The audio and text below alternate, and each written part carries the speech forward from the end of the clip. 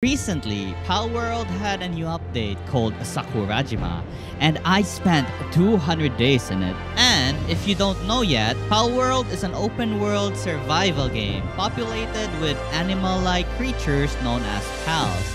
And they can be captured to be an ally that would help you in either combat or base building. And in this video, my goal will be to defeat all the bosses in the game as well as capture all the pals. So, without further ado, let's begin this adventure.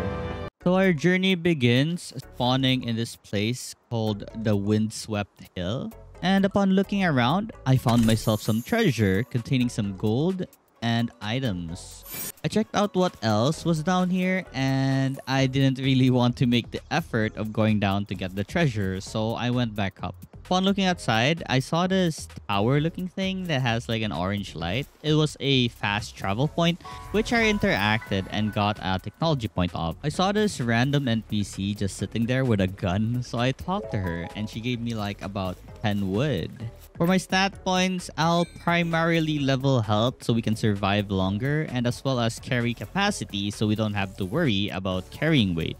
So I looked around, picked up a bunch of stones and wood. Also grabbed myself this pal spear right here and a bunch of berries. I found this kind of spacious area with some broken rocks. So I decided this place will be our base. I then built myself a primitive workbench. And with this workbench, we can make ourselves some tools for our adventure, like the club, the pickaxe, and the axe. And with a club on hand, I went out and hunted the pals. I needed some food and materials to survive this wilderness. The sport chicken had to be our first target. And since we had a pal ball earlier, if you remember, this lamb will be our very first companion in this adventure. 100% capture rate. Let's go. And since there was something else nearby, I decided to just whack it to death because I needed the experience, the food, and the wool it would give. It was time to make the other tools needed in order to survive. Now that we have a pal, we can have it work for us. So they will be working on crafting stuff for us instead. Look at how happy this lamp is for being very helpful. Good boy. I continued my hunt to gain levels and then started hitting wood with my bat since I didn't really have an axe right now. I then mined this huge rock right here. It gave me some ores. And after almost reaching my weight limit, I stopped. And with the wood on hand, I crafted myself a stone axe, making cutting wood much easier now. With the levels and technology points I gained so far, I unlocked a bunch of recipes so I can make a bunch of new stations at our base. I currently have nothing on hand, like nothing. I couldn't craft anything. I needed to find more materials first. I had enough materials though to make this food box so our pal can eat some hearty meal. I also had enough to set up a campfire so we can cook our food on. And then of course, let's make a bed for our pal. I started mining this rock since we really need the material to start making stations. I then chopped some wood until we were full of items. And here's one of the most essential things in this game, the pal box. And with this, we can basically teleport anywhere we want using the station and also summon pals to help in our base. So I just basically collected a bunch of wood and stone and kept improving my base, like adding chests. I then cooked myself some lambo kebab to satiate our hunger. The pal spear I had my lambo craft for me is ready. So it's time to go hunt for another companion. So this guy has a friend here. Aside from me, of course. Then I crafted myself a really small house. I just wanted a bed here to sleep on so we can fast forward in time and wake up in the morning. But it was honestly too late. It's already morning. We don't need to sleep right now. And look at this. There's a random wandering merchant that visited our base. So I checked out what he was selling. There were a bunch of stuff, but I don't really have money right now. I would love to capture this guy and have him stay on my base though. But well, I only have a singular pal spear right now and I want to use it to capture more pals to help us work on our base. I then crafted myself a bed to sleep on. To rest at night because I hate the darkness. We can't see anything. I continued mining some rocks, and I'm very happy to get some random paldium fragments while mining this so I can make more pal spears. So, of course, I had my Lambo make me a lot of pal spears, and he's gonna have a lot of friends afterwards. I then went around to explore and gather random materials just lying on the ground. I was honestly just hunting more pals to capture, which are gonna be Lambos for now. They are really good with their hands early game, so they're gonna be our best friends. And while capturing some Lambos, I found this thing called the Lip Monk Effigy. Cool. And then there's this Palladium ore, which I mined of course, so we can make more balls. It honestly didn't last long as my pickaxe broke, so I need to repair this thing or just make a new one, I guess. I made this really bad mistake of using a Mega Spear. It's a random loot I picked up somewhere from a chest, I believe. I was so sad because I could have used it on a better pal, like a higher leveled one. I'm just happy that there's so many things on the ground, like treasure chests, pal spears, that you can easily pick up everywhere. And here we have our first catch of the Cativa. I basically just continued catching a lot of pals as long as I have pal spears on hand if I pick up some on the ground. I managed to catch a total of 2 Cativas, and I don't know how many Lambos we have. I think an additional 3. I then found this purple chest just somewhere in the canals. I got myself another Mega Spear, which I'm gonna reserve for a good pal for sure. So, for how the pal box work, you can basically drag some pal at the base. For now, I only have 1 slot, so we have the Cativa here. But, as we upgrade our base, we can increase the amount of pals we can have at the base. So right now, we have 3 cats in the base. They are so useful, I swear. I can just leave like a thing to craft and they'll do it for you. I added even more stations so I can have a variety of whatever they're gonna make. I started making a bunch of new items like the common shield. Next was the outfit. I just need some cloth. I also increased the amount of beds in the base as we were increasing in numbers. I can already tell that weight limit was something very important, so I leveled it up. I then grabbed all the items that my wonderful pals have crafted for me. I made myself the repair bench so I can repair my pickaxe. And since the night was cold, it was time to sleep. The next day was the usual, just gathering more materials for now. I then made myself the berry plantation so we have a supply of food in the base. Because we're growing, we need food. I realized I didn't have a pal that could plant and water, so this was pretty useless, honestly. I then crafted myself the ranch. What this basically does is that, for example, we have a Lambo and he is at the ranch. He will continuously produce wool for us. And finally, we have clothes. Look at us now. We're not naked anymore. Let's go. And look at the amount of arrows they have made me. And we also have a parachute now. I wanted my lamb ball to produce some wool, so I threw it at the ranch. I then crafted this station called the stone pit. What it does, it will enable our pal to continuously mine stones, and this thing is unlimited. And while waiting for everything to work out in the base, I mined a bunch of paldium fragments for more pal spears. We then have this thing called the logging site, and this time it's unlimited wood, not stone. I then made myself the pal gear workbench. This enables us to craft gears so that we can mount our pals or maybe we can use them as weapons. Now, with a ball in hand, it was finally time to head out and capture more pals. The bow is really fun to play, like basically all ranged weapons, I guess. This made it way easier to capture pals because when you hit them, they don't run away. They get staggered and won't move at all or attack you back. Here, I caught myself a Fox Sparks. I'm gonna use this pal because it has a powerful skill that can be used as a flamethrower. I probably shouldn't dare fight this guy because look at my damage and look at its HP. I'm just gonna run away for now. I continued capturing pals. I haven't yet. I also found a Lift Monk Effigy and a skill tree. Totally wasn't sure if I would make the other side, but I'll try anyways. And we made it. Let's go.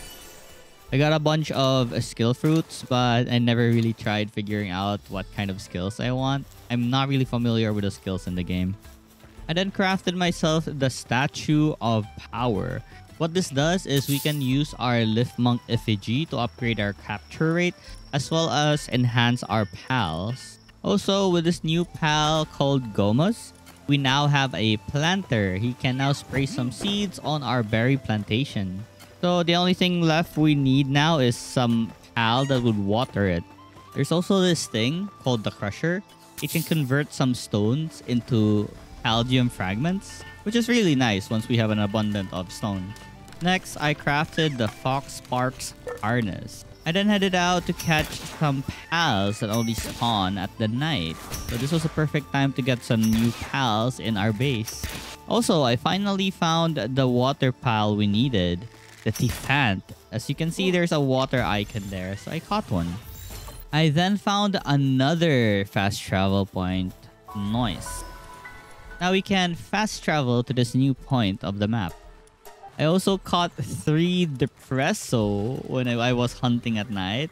And these guys are really funny and cute at the same time. Because we have a water pal now, he can now process the Crusher to make more Paldium fragments for us. I then headed out again, continuing on our latest fast travel point. I caught this penguin right here. I also found an egg. We don't really have an incubator right now, so it's gonna go to the storage boxes. Afterwards, I saw these 2 Ictider.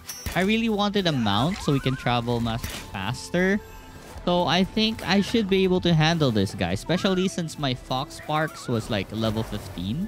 Remember that we made the harness for him earlier? This is what it does. You can basically use him as a flamethrower. And now we can easily capture the deer.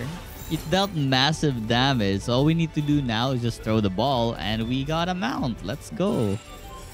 I then found a Cremis. It looks like a very familiar animal I know and love on my old game. But anyways, I caught one. Let's go. I then continued my journey and found some Daydreams. I usually just retract my Fox Sparks because it might accidentally kill these guys. I then crafted 2 types of armor set. A heat resistant one and a cold resistant one. We're gonna be needing these 2 depending on the situation. Also, it's time to think about making ourselves a furnace so we can process all the ores we have gained since the beginning of the game. Get these Depressos working on our furnace. They just don't give a dang, but look at their happy faces when they actually finish something.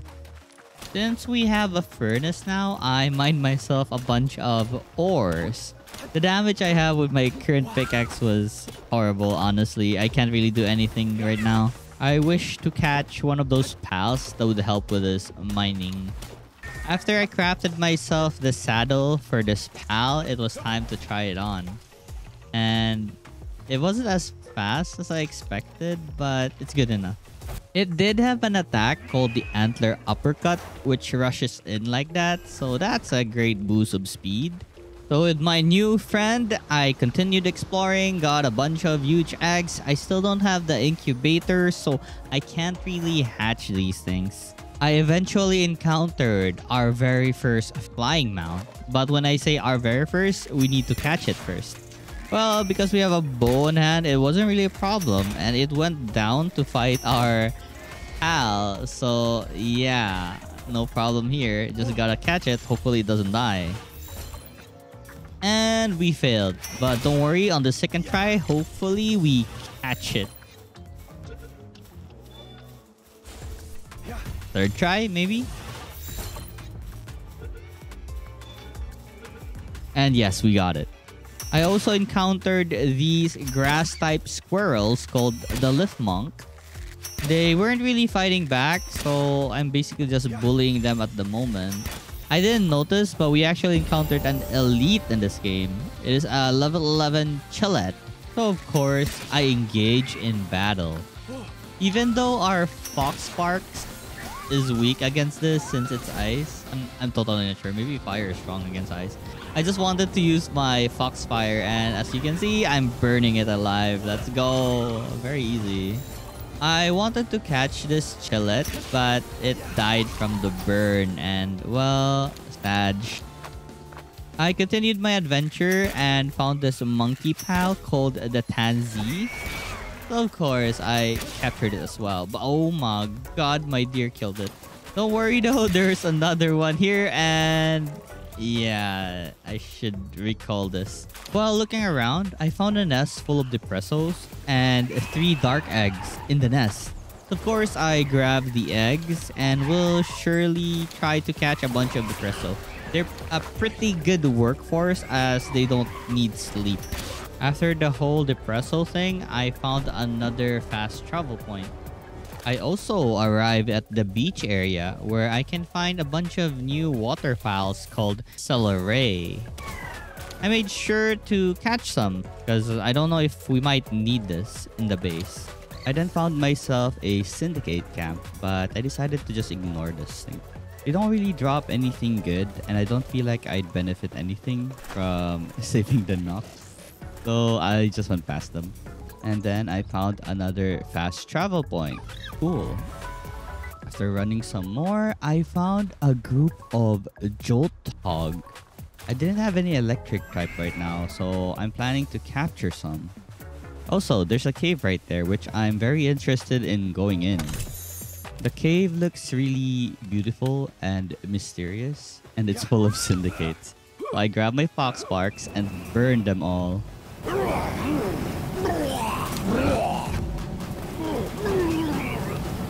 I also found a new pal here called the Mao.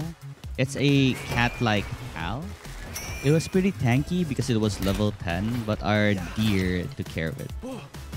And after exploring the cave, I finally found the place which is like the boss area. And there was an elite depresso. I'm gonna capture this thing for sure.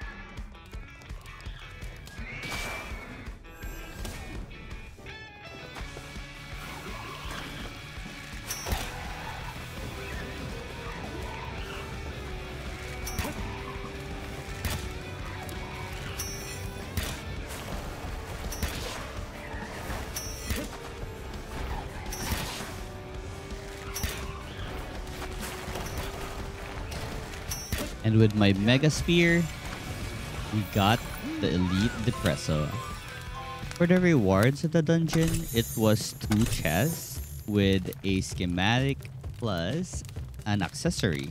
You could say it's worth because we don't have any accessory at all on this playthrough yet. Also, this crossbow will be really strong, so we need to craft it ASAP. While minding my own business, I got a notification that there was a raid. I checked it out and it seems they had a hard time going to my base, so this was a pretty sad raid. I totally ignored it and just organized my items in the base. When I say organize, I mean putting everything in one chest. I guess you could say some managed to go to my base, but my deer took care of it really quick. Like, all I saw was dead bodies, no action whatsoever. Remember that celery we catch earlier? We can actually make use of it as a glider. So I'm gonna craft the celery gloves. I made myself the medicine table, but to make potions in the game, you need cavern mushrooms. That's pretty rare to find, so I don't really want to use this, I guess. And finally, the moment we've been waiting for, the egg incubator. It was now time to open all the eggs we've gathered so far. Honestly, the RNG wasn't nice to us at all. But I am happy that we got the Dinosum. It's gonna be a good planting pal in our base. I then had an upgrade on my tools from stone to metal. And this is what the celery glider looks like. But I'm gonna be changing this to a much faster one later on. It's cute though. Look at all my depressos working so hard. They're all so cute. Alright, so crafting the crossbow requires 30 ingots and 15 nails. So I need a lot of farming to do before we can get this epic weapon. So it was time for more grinding. I really needed the pal that would help me destroy ores fast, like the rush core or something. I then crafted the spear workbench. With this, we can craft higher tiered pal balls.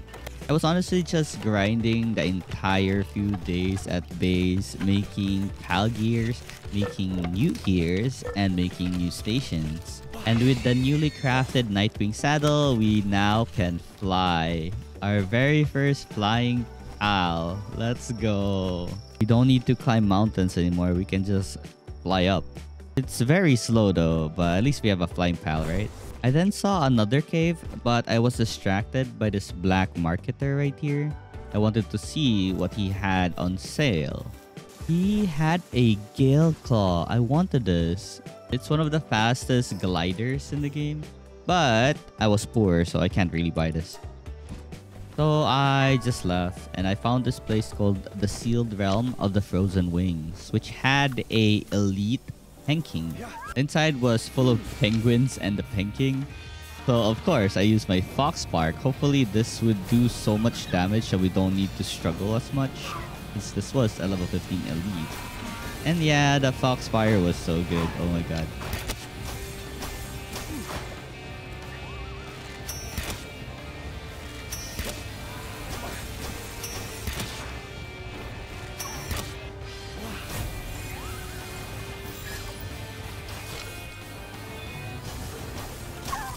Alright, we got him. We just need to kill his minions and we're done here. And if you notice, I have a 3-shot bow. I crafted this earlier. It's pretty decent, like a shotgun, but instead it's a bow. I continued my journey and I found the Rain Syndicate Tower. I knew that there was a fast travel point on top, so I flew on top with my Nightwing, of course. I don't feel like I was strong enough to fight the boss here, so I just left for now. And finally, I found the rush boar I have been looking for since we wanted to mine a lot of ores, but I accidentally killed it. I'm so sad. Fueled with rage, I equipped my Fox Sparks and burned everything to death. Because of them, I got distracted and killed the rush boar. I hate you guys. Burn. I continued my exploration and I found a giant alpaca here called the King Paka and also a red chest. This usually requires a key, but don't worry, we got some copper key. I opened it and got a Tundra outfit schematic for uncommon. I didn't want to fight the King Paka yet since it was level 25 and I didn't feel like I was strong enough as well. Exploring some more, I found myself some dire howls. We're gonna be catching this. This is gonna be our ground mount. I believe these guys are pretty fast since of course they are wolves. I mean wolf looking. They're dire howl, but they look like a wolf, right? So yes, we need it. Time to catch one. I then found this place called the Abandoned Mineshaft. And inside was another one of those black marketers. I wanted to kill this guy. There was a trick where you hang him and he wouldn't be able to fight back and then you burn him. But I guess they patched this out and you can no longer trap him or build anything inside his settlement. I checked out what he was selling and he had another Gale Claw. But yeah, I don't really have money. So what I did, I sold a bunch of my pals that I don't really need. Like right now, the chickpeas and the lamb balls, I guess. And now I'm able to afford the Gale Claw. Let's go. I continued my journey even though it was nighttime, and with my Fox Sparks on hand, I burned all these sleeping syndicates to steal their pal balls. Wait, what? What's this?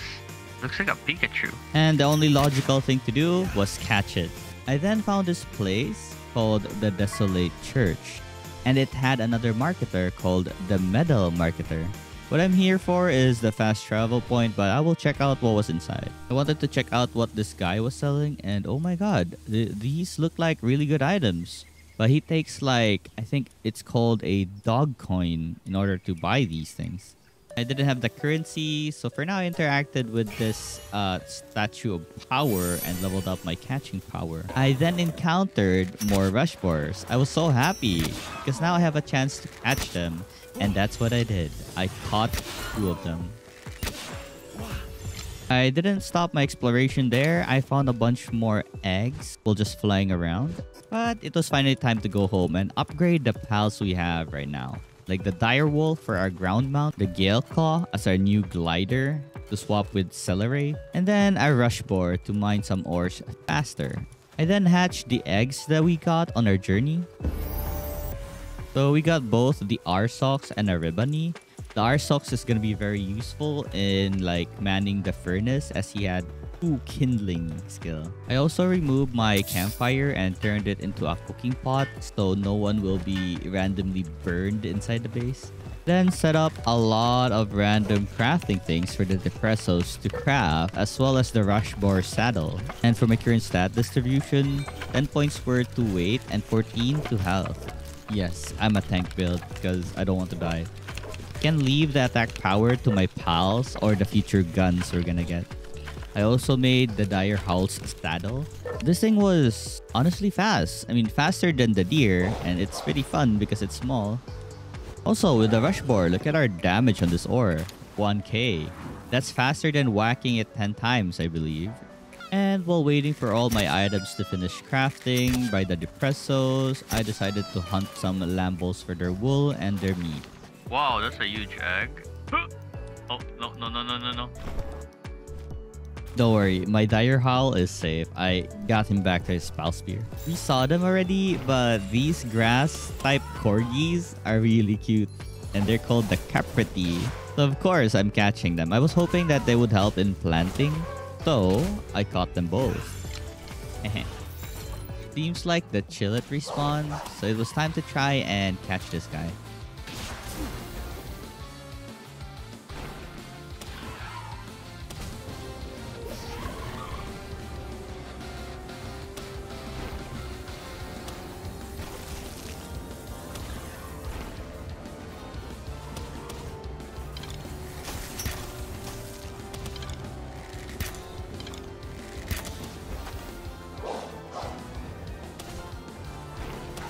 And I did it again. I killed it by mistake. Sadge. I then found another pal called the Melpaka. And of course, I'll catch it. And then found another fast travel point just near the beach. Oh look, another new pal we haven't encountered. It's called the Vixie. There were actually food that gives you buff like 10% defense or 10% attack or increase in work speed. So that's pretty good to know. Remember that giant egg we got? It turned into a Toko Toko. I really couldn't wait to use the crossbow, so I helped out my Depresso in crafting this.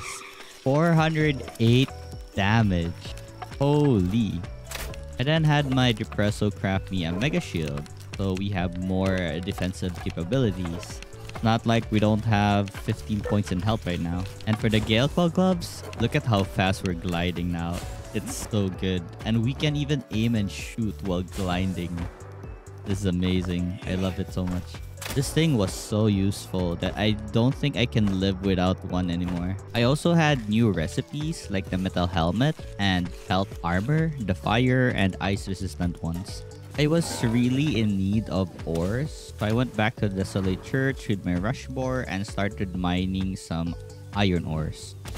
I honestly got tired of it really quick, so I decided to fight the King Paka first.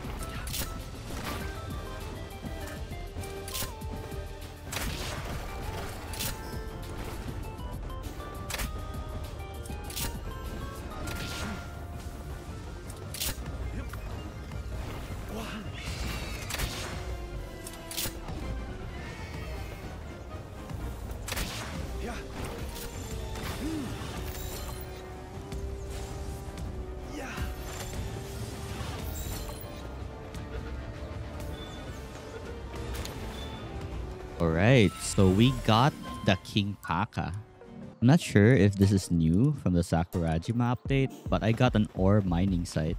But here's something new. There's a thing called a supply drop. So yeah, you can see it in the map that it's the meteor looking icon. So of course, I'm gonna run towards it. This supply drop usually comes with some syndicates guarding it, but they're not really strong. And I don't know why, but I just threw that random ball. Inside the crates were schematics, oil, and some potions. There are actually potions now that permanently increases your stats. The stamina remedy increases our stat points by 1. So we now have 2 free stamina points permanently increased. That's crazy. And look, it's a free RSOX. Let's go, another Kindler in our base. While going to a near fast travel point, I saw a Moose Arena. I tried out my power shot attack and, well, I one-shot it, sadly. I wanted to capture this cow. I made the ore mining shaft, but the progress is really slow. I didn't feel satisfied about this. I should really make a ore mining base with a lot of ores, natural ores nearby. I also crafted this thing called the Lift Monk's submachine gun. This enables us to do a partner skill with our Lift Monk where it shoots an assault rifle. I then made a pal box at the Desolate Church, and this area will be our iron mine farm. I summoned a bunch of Kativa, but sadly it turns out you need to have mining of more than 2 in order for your pals to mine some iron. So they're not really doing anything here. Aside from the Pen King, I don't have any other pals that have 2 mining and above. I need to catch some. So for now, I resumed my adventure and captured a bunch of new pals we haven't gotten yet. Like the Fuwak right here. I then challenged this elite called the Azurobe.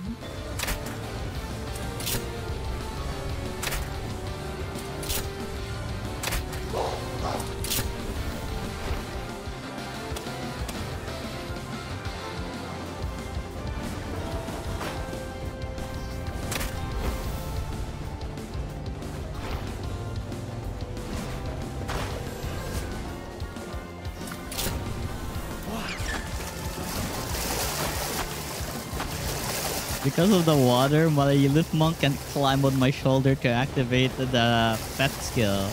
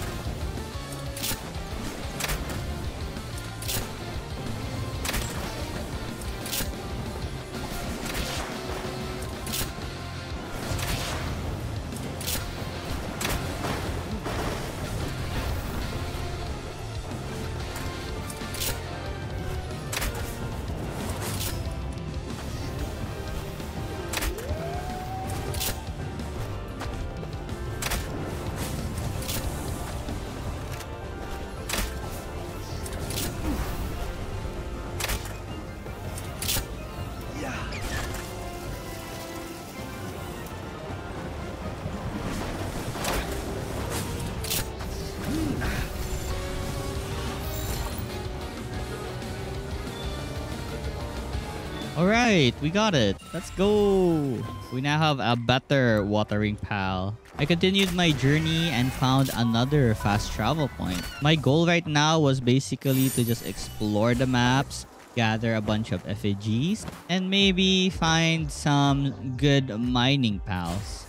And since the ore mining spot didn't work for us, I decided to make a new base at the beach. And the focus here is mainly just the ranch. For Vixen that can randomly generate either pal spears or arrows. And some creamies which can make us some wools. I also encountered this wandering merchant and I tried capturing it, but since it failed, every pal in the base killed it. Just like that. I also crafted the ore mining site because this is the only way I can gather ores. At least level 1 mining works on this. I then explored the Moonless Shore, which I found a lot of Cinemoth.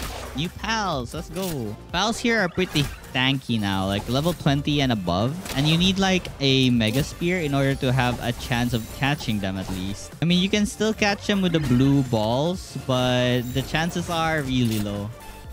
It was now time to face this level 30 dragon, and with the Lift Monk on my shoulder, I rapid fired Assault Viper in its face. The PAL gear with this is very strong.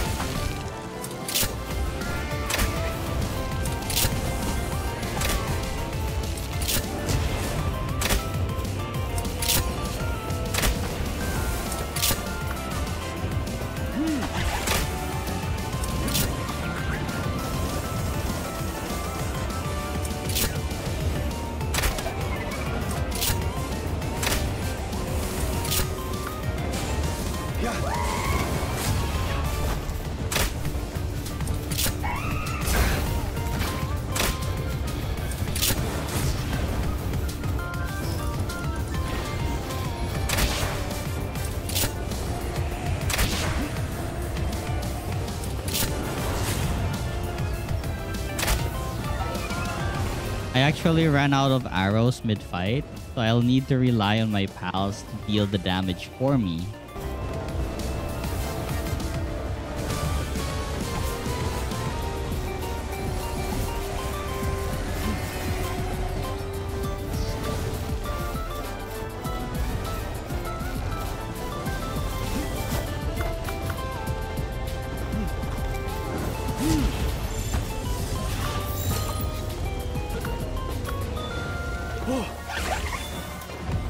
And with a 7% chance, we managed to catch the Elphidren. Dang, I'm lucky. I then found a bunch of pals and the Free Pal Alliance people fighting each other. So I wanted to join in. I dropped by to say hello to everyone here. Basically just trying to kill everything that's here. I captured a bunch of Cinemoth though because they might be useful. But continued to annihilate the Free Pal Alliance. I also rescued a Mao trapped in this cage. Next, I found another fast travel point, but I need some ores first before going home. I then built a wheat plantation as well as a mill. We needed it to upgrade our PAL box, so got this thing called a small feedback. This will enable our character to automatically eat food. I then found a settlement which is full of merchants. So that's cool. Continued my exploration, looking at the sky, looking at the land, looking at the sea, just getting some Lift Monk effigies. I also found this cave right here. It was just a level 13 cave, but sure, I would love to get like a random item to improve my stuff right now. I got myself a heat-resistant undershirt. This is gonna be useful if we can't really withstand the heat and the volcano area. And a skill fruit. I then found another black marketer. What is this guy doing? I wanted to kill him because he has a lot of money and keys when you defeat him. The strategy involves hanging him with a hanging trap so he can't attack us. I tried to lure him to the trap, but well, he wasn't really stepping in and my daydream keeps pushing him back, knocking him. So it's not working out. I need to remove this daydream on my team. I kind of don't like the knockback it's doing. And after another try, he eventually got hooked by my hanging trap. Now the only thing left was to burn him alive with a campfire. He has a lot of HP, so the burn is gonna take some time. So instead, I assisted the burn by attacking him as well. And after he died, he dropped about 37,000 gold and 3 gold keys. Holy, this guy was a treasure. Thank you for the money. I then raided this syndicate camp as there was a commotion going on here. So this was the perfect opportunity to join in the fun. I then rescued this poor pal right here, which was trapped. But the mammoth keeps like getting in my way. Hate it. I eventually succeeded though, as my Nightwing was distracting the mammoth and I got a fuddler. I then found this merchant with 2 guards. So I decided to trap the guards and then I'll try to capture the merchant. I don't know if they patched this already, but yeah, I can't catch this merchant. I'm so sad. Or maybe because my pal spear was very low, or he has like some HP that made him survive. I just, you know, killed them instead since I can't really get anything off of them. I then had my pals craft me a new armor set. Because honestly, we're pretty defenseless right now with our cloth armor. Also, the other base that I had didn't really yield that much stuff, so I just decided to move everything to an ore spot location. I'll try to catch a bunch of pals that has like 2 and above mining.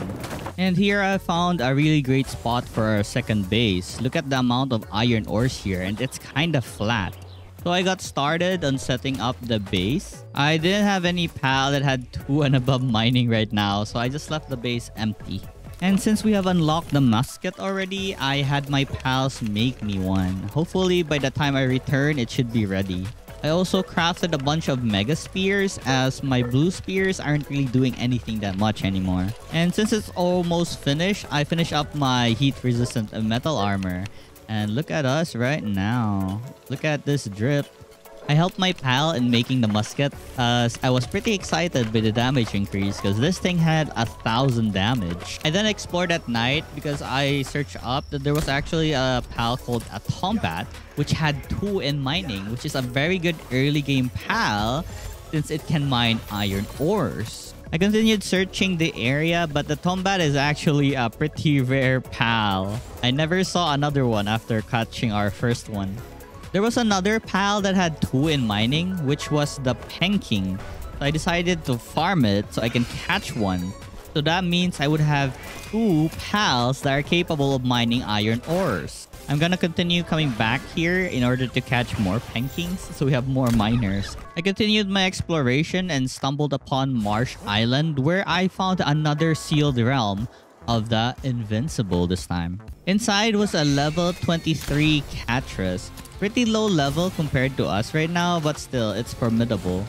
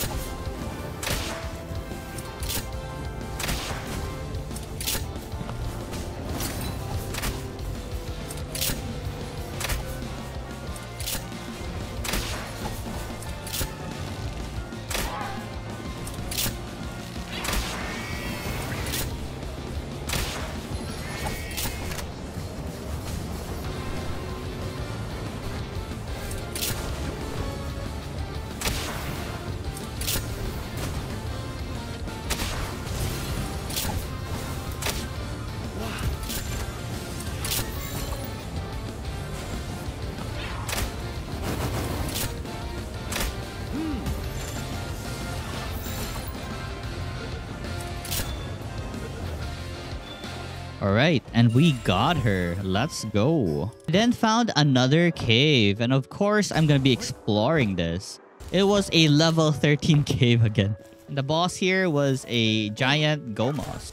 The fight honestly didn't take long as it was a low-level pal.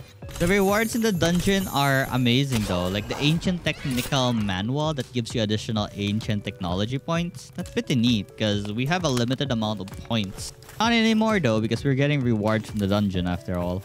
I just continued my exploration, activating a lot of fast travel points. And on my journey, I encountered 2 merchants, which I sold a bunch of items that we don't really need and its only purpose is to be sold. I then bought an accessory called the Ring of Mercy. What it does is it will not reduce the HP of the enemy pal below 1, which means we can lower them to 1 and easily capture them. I had a bad idea of capturing the merchant, but well, it just gave me a wanted sign and that's horrible because now police will spawn everywhere trying to hunt us down. So I ran away towards this Marsh Island church ruins and I wanted to try and lure the police to hit this merchant right here. Maybe they'll fight each other. They hit the merchant, but he's not doing anything at all. I was hoping that he would, you know, shoot the police, but no, they're not doing anything. The only way I could remove this is if my character died. So I decided to just respawn and loot my items after I'm alive again. Yeah, I learned my lesson. Anyways, I set up both the Tombat and the Penkings on my new base. And with these guys, surely we can get a lot of irons soon. While minding my own business in the evening, a random raid occurred. Honestly, didn't want to fight them, but it's okay though. Our pals actually killed all of them very quick, so it was not a problem at all. I went inside another cave with a level 11 T-Fant boss. It did quick work of this as it was pretty weak and we're pretty strong already. And aside from the ancient technical manual or ancient technology point manuals, there's really nothing good to be gained from raiding low-level dungeons anymore. Actually explored the area called Bamboo Grooves, which had Woolipop. These things drop both the cotton candy plus some high-quality pal oil, which we're gonna be needing in the future. Also, a lot of Arsoks live here, so yeah, it's always nice to catch more of these. I then found another dungeon, but this time it's level 19. This one had a rib bunny boss, but we already have one and they're not really useful in anything as far as I know. For the reward, I got a musket uncommon schematic. I then crafted a Toko Toko glove, which enables me to use a Toko Toko as a egg grenade launcher. Look how powerful this looks. So I tried it out, raining some egg bombs on some far monsters, and look at that 5k and 4k damage. Crazy. I continued my exploration and there was another supply box event. So of course I'll be here. I easily took care of all the enemies with our Toko Toko grenade launcher. It's amazing. I swear to God, it's good for mobbing. For the rewards, I got myself a speedy remedy. This will increase our work time. I like these supply box event. I wish it happens frequently. I then entered a level 29 dungeon. Hopefully we can get something good inside. The monsters here were pretty tanky, but well, we also have our high level pals, so it's pretty okay. For the boss inside, it was a level 27 Gorirat. I made easy work of all these extra mobs by using our Toko Toko bomb. This thing is just fun to use. I don't know. I just wish that it had a faster attack speed.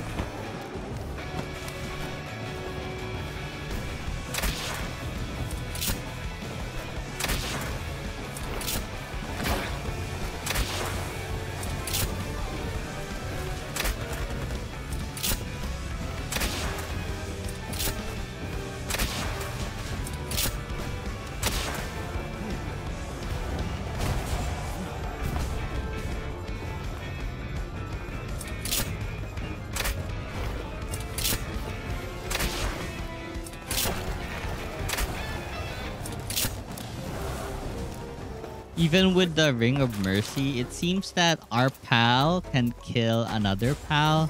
But if it's our attack, then they should survive. But well, it's our Totoku that last hit that guy. I finally found the area where we can find really good mining pals like this turtle just straight ahead.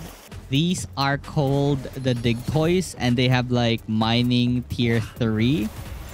And I'm gonna catch a bunch of them because they're gonna be very useful.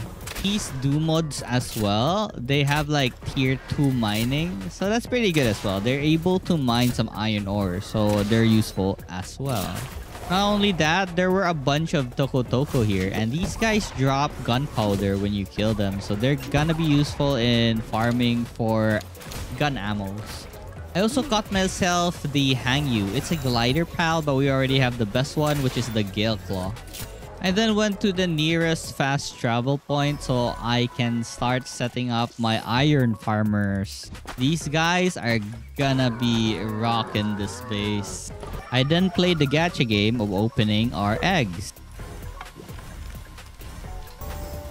And with the beacon unlocked, we now have a new flying type, which is faster than our current one. I immediately crafted the saddle. I was excited to have a better flying type than Nightwing. Now look at this thing go. Definitely way better than the Nightwing we had. I continued killing a bunch of Toku for their gunpowder and also caught like new pals like the Sui. I also saw the new pal, the treasure chest pal, the Mimog, but it ran so fast I couldn't keep up. Anyhow, I only had one goal in the area, which is to grab a bunch of Dig Toys. I also caught myself a Daze move. I'm not sure if these are new pals from the Sakurajima update, but I never saw this on my last playthrough. I then saw two Mamoras fighting each other. So I just waited for a while so I can third party this. And once they were done, I attacked the remaining one. And to my surprise, I caught it in one try. Crazy. Now we have a Mamoras. The future of the iron farm is looking good. With all these Dig Toys and mods, let's go. Now that our iron farm is settled, I continued my adventure and I reached this place called the Sealed Realm of the Winged Tyrant, which a Wyvern would be inside. It was only level 23, so this wasn't hard at all. We are already over leveled for this. And with my Toku bomb, look at it fly.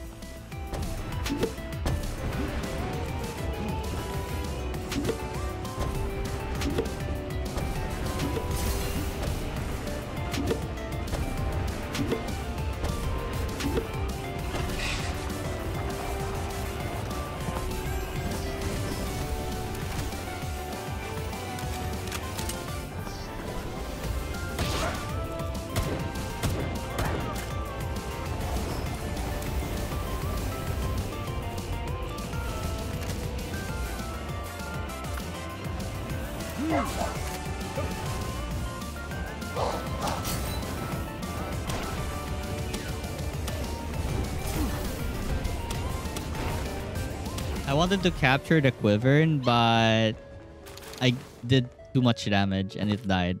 Currently, I'm on a journey to find a certain merchant settlement which sells ammo. So with my beacon and my Gale Claw, exploring was not as hard as I thought. I also gathered up a lot of eggs along the way. I also found a really good area for a coal farm. I marked it on the map and I can come back here anytime when I want coal. And finally, I found it. It's called the Fisherman's Port and the merchant here sells gun ammos. I believe it's easier to just buy ammo than craft them. So I of course used up all my money to buy handgun ammo. I incubated a bunch of eggs I found on the journey and I got new pals I haven't gotten yet. Alright, so my next plan involves attacking elite pals. One was this level 32 pal here called the Lunaris. Nice aim by the way.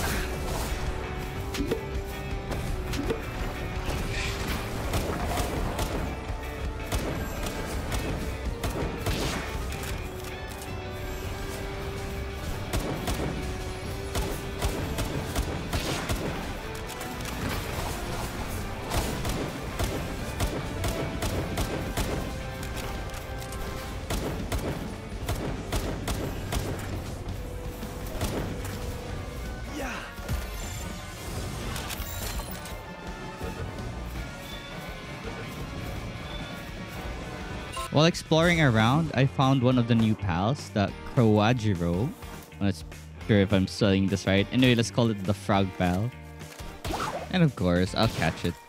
I then decided to fight the Mamoras, which we saw at the very start of the game. It's one of the elite pals in the game.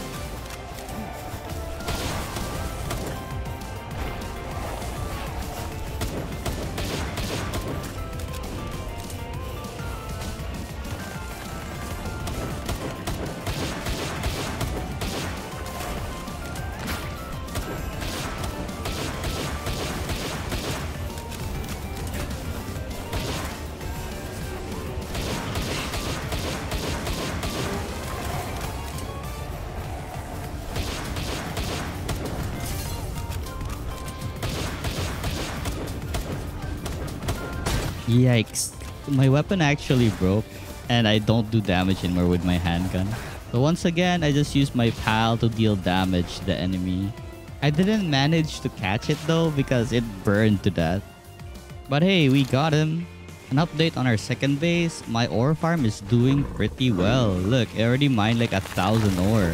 Crazy, right? We were having a scarcity of ore before. Now we have a lot. Remember that Pyrin I incubated? This will be the swap for a dire wolf. This is way faster than the dire wolf.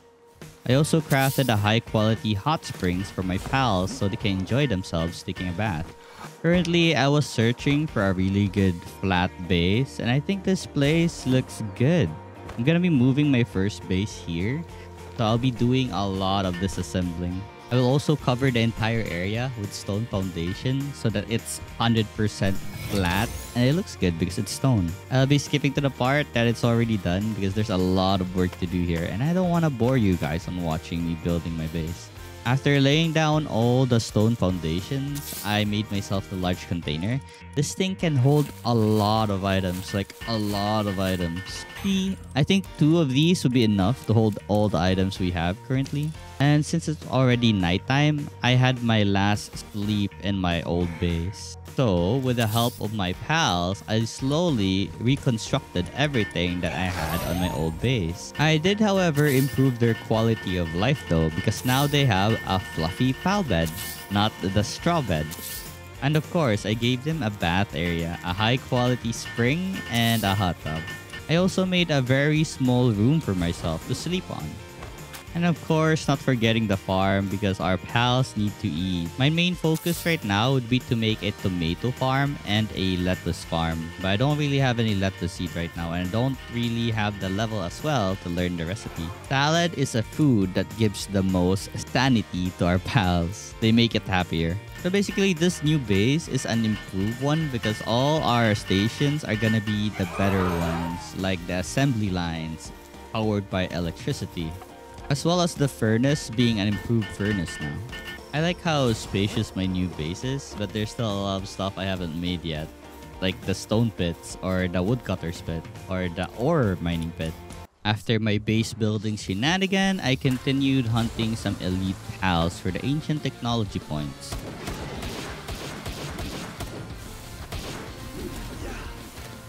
I then encountered a meteorite event and I saw two pals I haven't seen yet. These are the Spenovaders. And hopefully I don't accidentally kill them because they're pretty rare. They only appear on meteorite events.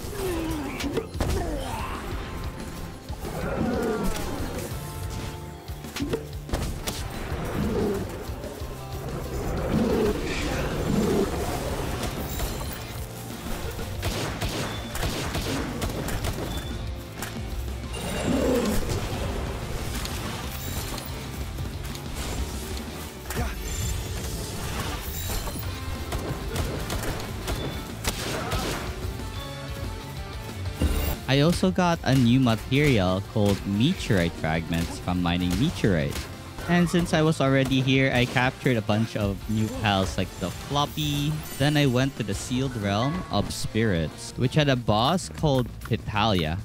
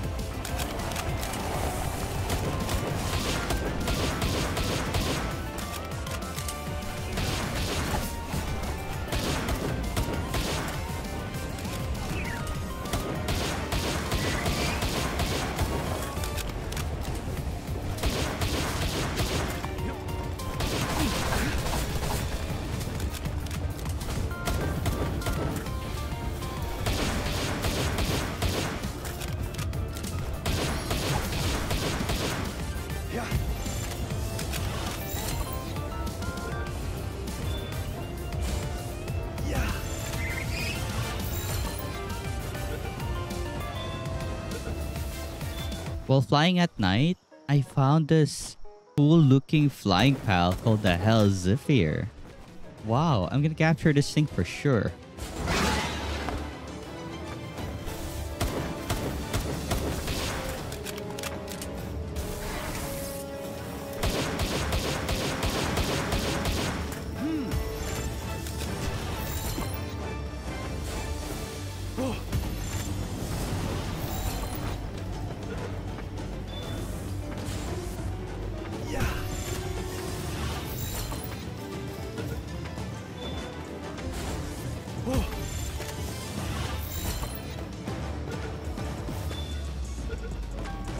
In this new update, there's something called a dog coin which you can buy extra accessory slots or accessories or potions. So these Memogs are really essential in getting dog coins because they're just one of the things that drop it. They're just annoyingly fast though. So I'm just happy that it got stuck here. And I managed to catch one and got its lovely dog coins.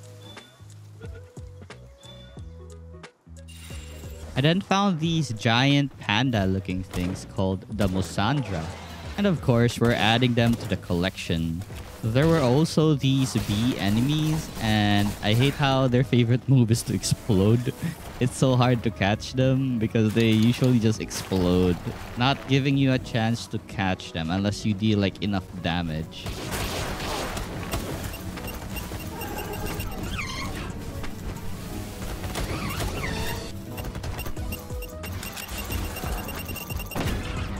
Those bee have a queen. It's called the Elizabeth.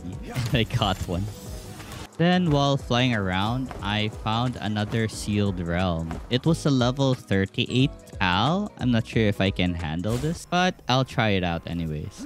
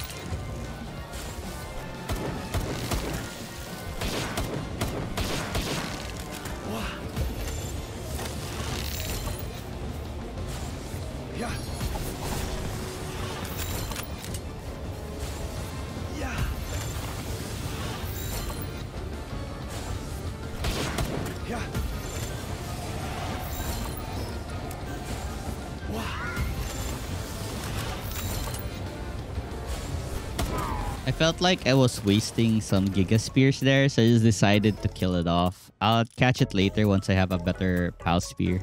So with the improved furnace, we now have a recipe for a refined ingot, which needs ore and coal.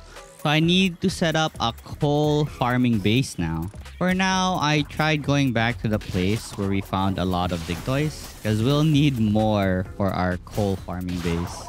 While flying here though, I saw a bunch of coal, so decided to mine some until my pickaxe broke. Then continued catching more dig toys. And with our Pal Spear assembly line, we can now make something called a Hyper Spear. So I assume these are for Pals 30 and above, which has a higher chance of catching them. I then went to the originally planned coal area, but I saw a new flying mount I haven't caught yet. It's called the Ragnarok. So I'm gonna catch this thing. It wasn't hard at all. It was stuck down there. It couldn't fly up for some reason, so I easily caught it. So now for the setup of our third base, coal farm. I would also make this my breeding farm as I don't really have enough PAL space at my original base and also my other base, it was now to start breeding some pals. We can basically make really strong pals by breeding. And one of my main goals in this breeding thing was to make a lot of anobis or handiwork. So I continued expanding my third base, laying down some foundations. And in order for the breeding to work, we need cake, which needs flour, milk, egg, red berries, and honey. I just needed the egg, milk, and flour. I already have a place for wheat production, so the only thing I need now is the mill to make the flour. As for the milk and eggs, I'll be hunting them myself. I also had my pals make me a refined metal helm for an additional defense and health. Also, I had a lettuce farm now so I can make salads. Right now, one of the things I'm lacking is high quality pal oil. I didn't know how to make one or how to get one aside from killing some Mamorest or killing some Digtoys or Dumads. So this Mamorest was a good option as it dropped like 30 pal oil. This thing was required to make polymers, which is needed to craft our new stations, as well as circuit boards to craft those electric stations. And guns. Yeah, guns. And with all the hunting I did, I can manage to make about 107 max. Now, I had my pals make me a shotgun. And while waiting for the shotgun to finish, I bought a bunch of shotgun shells. This thing is gonna do massive damage close range. I then went and fought the Violet again with my shotgun. Look at the spray on this thing. It's pretty strong. And this time, with the Ultra Spear on hand, I should be able to catch this. And I did. Let's go. I then continued my exploration, climbing up a snow mountain. And even with my frost resistance, it still damaged me. So I don't think I can explore this place. I need to run away or I'll lose my stuff. Fast. I was dying. I managed to escape, which made me happy. Now I don't need to have the hassle of getting my items back. So anyways, I guess the ice mountains will have to wait till we have our new armor set. So for now, I just continued gathering some Lift Monk effigy around the area so we can level up our capturing power. I found another Mimog, and I think the best way of capturing them is like give them status effect like paralysis or freeze, and you can easily catch them because they can't run away. There was also another black marketer right here. You know what this means? You're gonna steal his gold. So with a hanging trap, he should not escape. Let's go. Let's burn him and get his gold. While activating a certain skill, something went horribly wrong.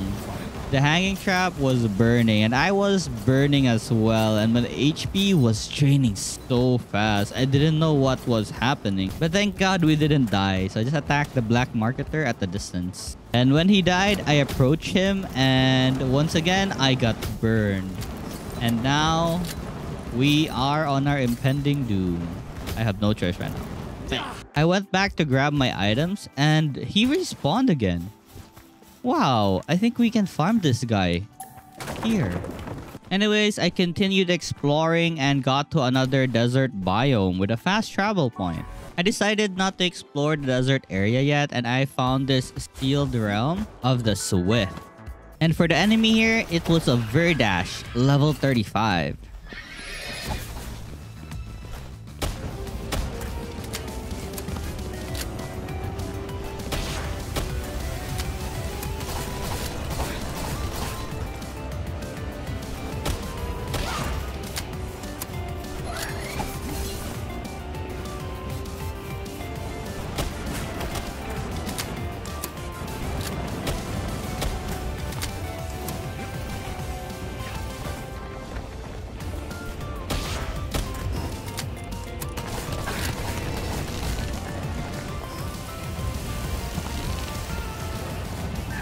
I didn't think that my Pyrin was so strong that he just, you know, killed him with one dash. Also, I crafted myself the cold resistant refined metal armor. That means I should be able to climb up the snow mountain now.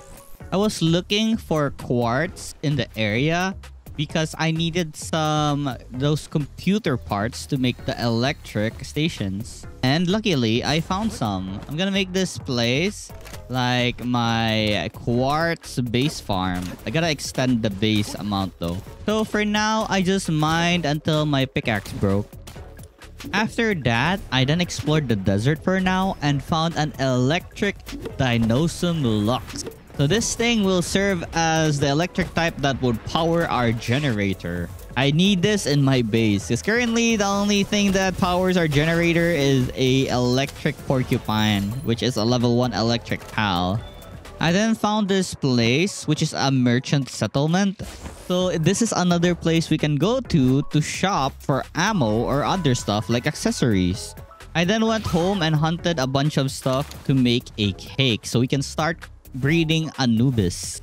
I of course never forget to fight the Mamorus because he drops a lot of high quality oils. And since I was close to the Tower of the Rain Syndicate, I decided to fight the boss.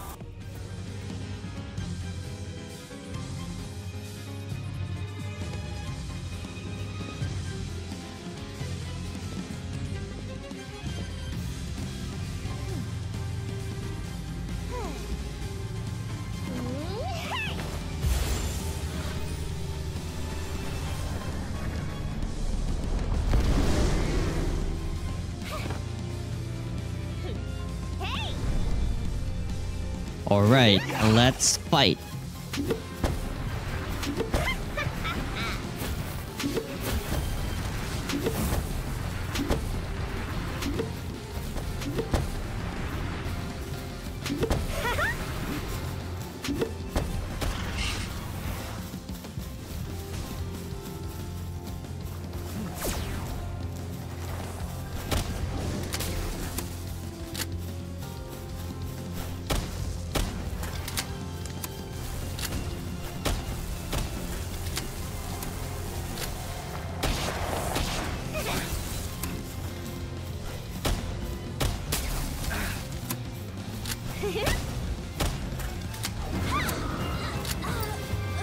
Honestly, that wasn't hard because we're already over leveled from this boss. I'm not sure what level it was, but I'm pretty sure I'm very over leveled against this boss. I then continued my hunt, and this time my target were Musarinas. They were the ones who drop or produce milk, so I need some on my ranch, or either I'll just kill them and get the milk. I also needed to hunt a lot of woolly pops as they also drop the high quality pal oil, which we need for polymers. And then there was another supply drop event. I love this event. I would love to get free stat increase potions. The guards here weren't really strong, just level 18 syndicates that were easy to kill. And for the supply drop, I got the burden remedy, which increases my weight limit. Let's go.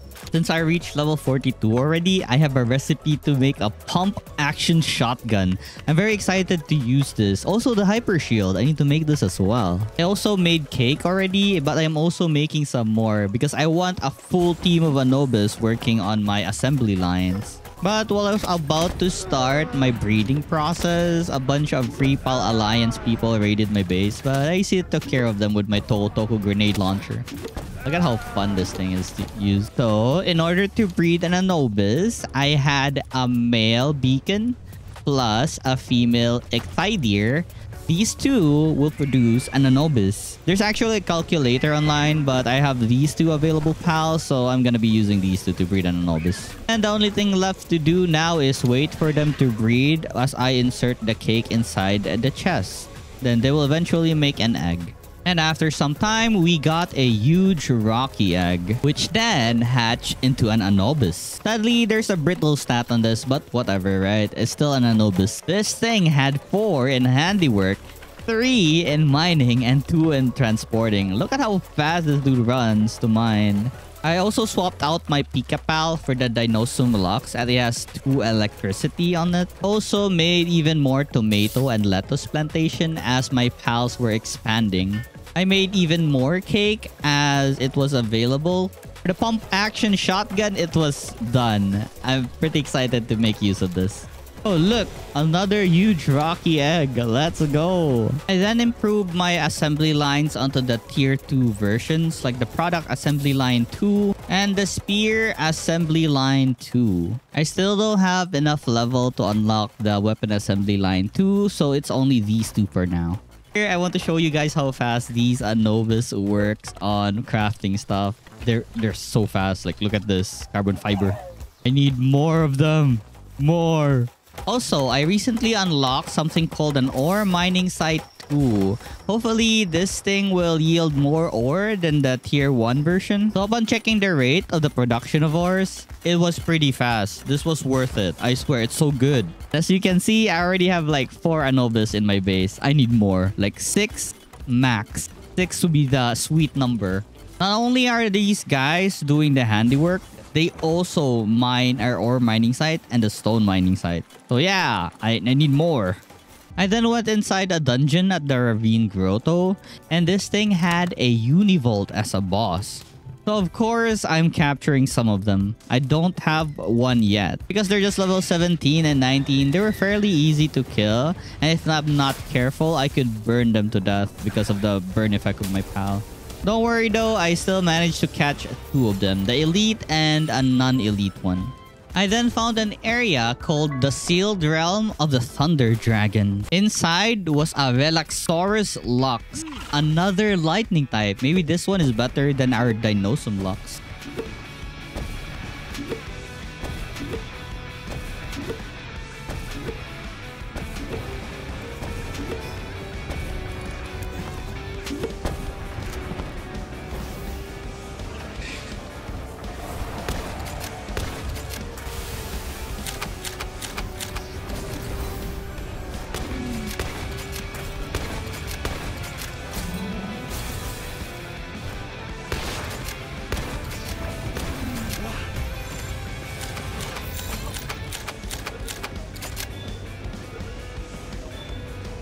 Alright, we got it. While flying around, I saw the Emperor of the Sea, the Germontide. So of course, I'm gonna catch this thing. It's gonna be our water type pal that would help us conquer the volcano area.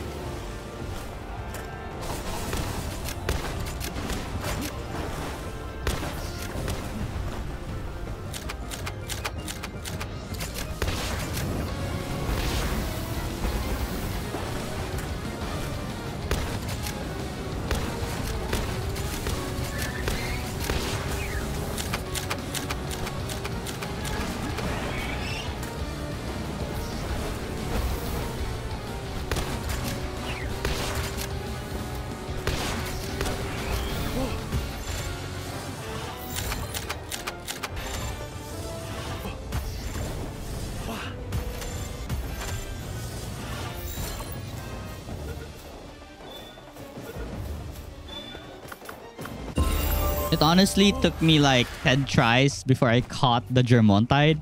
Oh, we got him. Let's go. I went home and incubated an electric egg. I got myself a Rayhound. I think it's one of the best ground mounts, so I'm gonna be changing my Pyron to this thing. Also added another Anubis to my pal base. Look at the amount of ores these guys have been producing. It's amazing. 578. And look how fast they work. They weren't even there yet, but it's already finished. Crazy. And then I made the Germontide saddle, and Anubis will be working on this, so it should be fast as well. Yep. These Anubis are honestly some time savers. So I tried out the Germontide, all its attack. That's a cute attack. The Aqua Burst is pretty small as well, considering this thing is very large. But this one, the beam, I love it. Look. Remember the two Xenovaders? I'm having them work on my logging. And since I needed more pal oil and I didn't really have any use for my Mamorest, I butchered a bunch of them because I just wanted the pal oil. I'm sorry. Look at our fierce Relaxaurus Lux working on the electricity. So cute. Then had my Anubis make me a sword.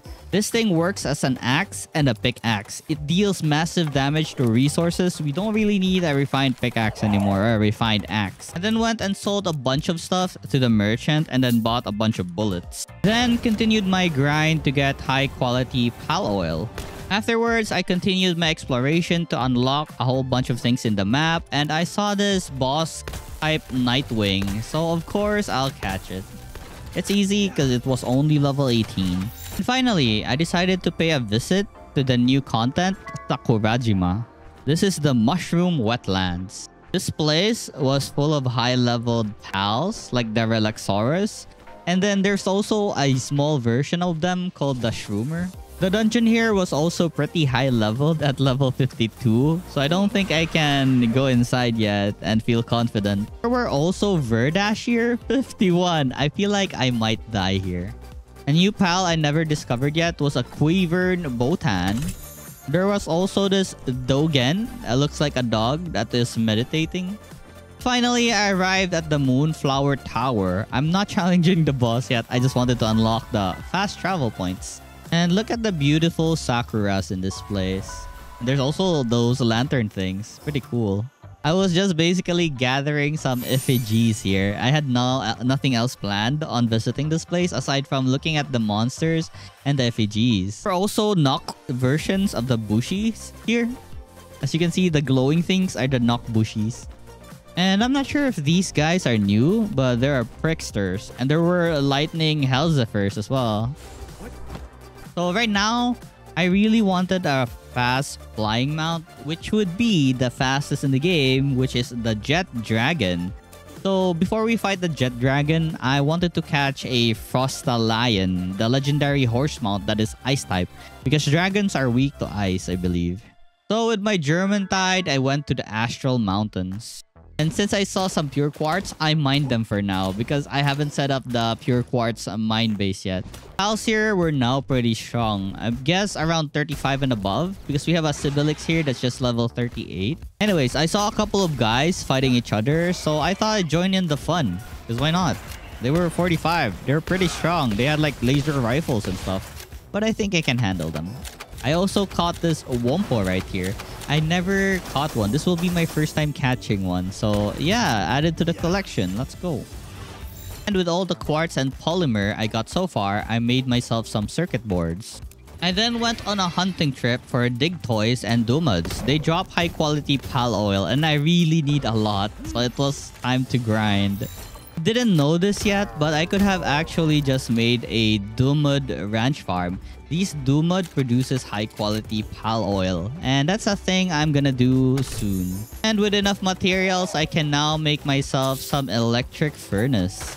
I also now have an assault rifle. Let's go! Also, with the electric furnace, we can now make something called the pal metal ingot. Since I've been having a lot of stations that require energy, I added a second generator and a second lightning type in my base. I then destroyed my second base because this thing wasn't that good anymore. We already have our ore mining site 2, which produces even more iron ores than the natural one. Maybe because we have Anubis, that it's faster. But yeah, I don't need this place anymore. I'm gonna make myself or turn this into the quartz mining area. I then went to the desolate church to talk to this metal merchant so I can buy another accessory slot, as well as the multi-climate undershirt, which gives resistance to both heat and cold. This thing has the same level of resistance as my current armor, but both of them. It's crazy. I definitely need to find a way to farm the medals. Maybe I could breed the Mimogs, then butcher them for the medals. Then unlock a recipe for a Pal Metal Helmet. An improvement on our current helmet, which gives us more health and more defense. And I just needed more Pal Metal Ingots for this. So yeah, I made like 100 of them. Not only that, I also started making legendary spears. This thing will be the thing we use to capture legendary monsters. I went to the merchant and used up all my gold to buy assault rifle ammo. Crafted myself more legendary spear as I was readying up to get the Frostallion. Is it called Frostallion? Well, on my way to the area where the Frostallion is usually at, I encountered this Cryolinx and wanted to capture it since I don't have it yet. It wasn't really hard. My level 46 beacon did a lot of damage to it. My damage right now is so cute compared to my pals. I think the pump action shotgun is really weak at the moment. Also because I don't really have any attack stat. Most of my stats are on my health. And not because the weapon is damaged or anything. Anyways, I caught it in one try. Next up, I saw a Vanworm Crest. It's a ice-type version of the Vanworm, and of course I'm capturing this. Even if the shotgun was broken, it still dealt a lot of damage, like 10 plus by a headshot. But using my assault rifle though, damn. I just hate how bullets just come and go with assault rifle, and they're not really cheap. I finally reached the area where the Frostallion is and made myself a PAL box. Basically a save point if we die. So I had an idea. Since we have a PAL box here, can't I just summon a bunch of pals that would help me fight this thing? So yeah, I summoned a bunch of pals and we'll start triggering the fight with the Frostallion.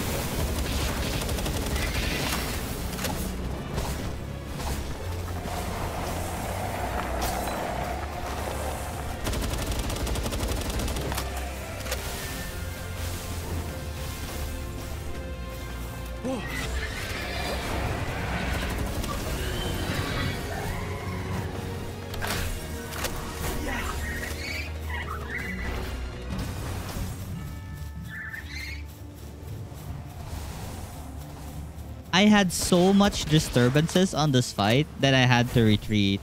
And also, my only fire pal died, so I can't really do any damage to this Frostallion, as you can see. I need to maybe level up some more before I try to attempt this fight. And also, since when was this thing 55? Is this from the recent update? I remember this only being level 50. I tried fighting off the raids that were happening, but yeah, almost all my pals that I had placed on this PAL box right here died already. And while setting up another PAL box base, I wanted to try again. A supply drop event happened. So that's good. Cool. I got myself an uncommon rocket launcher. That's great, honestly. And this elixir, which permanently increases my attack. Let's go. I gave up the idea of getting the Frost Stallion for now and incubated a bunch of eggs I have gained throughout my journey. And I got both the Suzaku Aqua and a Sibilix. The Sibilix was useful in a ranch because it produces high quality cloth. So yeah, right now we'll be doing a lot of grinding. We can't beat the level 55 Frost Stallion yet. We should be 55 as well. While tending to my coal farm, a lot of these fangirls raided the base. I had to take care of them. Toko did a lot of damage, but the problem was I was overconfident about my HP that they almost killed me. Thankfully though, they didn't, and my Toko killed them off. Just wanted to set up a high quality cloth farm here with a single Sibilex we got. I then explored the Frost Mountains and found a Raindrix. They were in a very weird position, but I'm still gonna catch them. I don't know why, but I totally forgot to repair my shotgun and I've been using it broke. Anyways, I'm catching this Raindrix since I don't have one yet. There was also this fire type pal called the Kitsun. I'm not sure if this is new or an old one, but yeah, I caught one. And while waiting for my attack on Beacon, I also caught another one. I then went to this place called the Sealed Realm of the Pristine. The boss here was a Sibilex, and yeah, I wanted more Sibilex for more high quality cloth.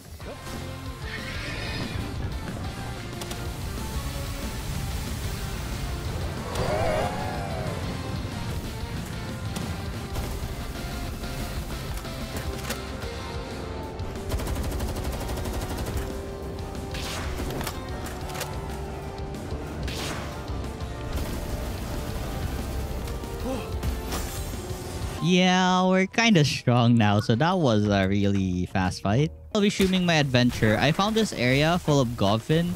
There were a lot of them in the area, so they were a really good source of pal fluid. I then entered a dungeon at the Mountain Grotto. The boss was just a Cinnamoth, level 27, so nothing too hard, and I already have these pals, so I don't need to capture them at all. Didn't really get anything good for the reward. I was just expecting more technical manuals for more skill points. I then tried out the Kitsun as a mount, and as you can see, it's not really fast. It looks fast. It's moving very fast animation, but it's not fast at all.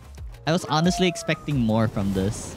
For the Raindrix, it's also slow. Like, yeah, slow. The Suzaku Aqua was decent, I guess. I think the Beacon was faster though. Anyways, I am currently adventuring at the volcano area. I'm gonna be capturing a bunch of pals I haven't caught yet, like this Reptyro right here. My pals being low level doesn't really hit hard, as you can see here. But it's always nice to look at new attack types because, you know, we've been using the Beacon for a long time now. Still, a shotgun to the face is a really good attack, right? Anyways, I found a cave where the Blazamuth is. I'm not sure if I can handle this guy, being level 49, but we'll do our best.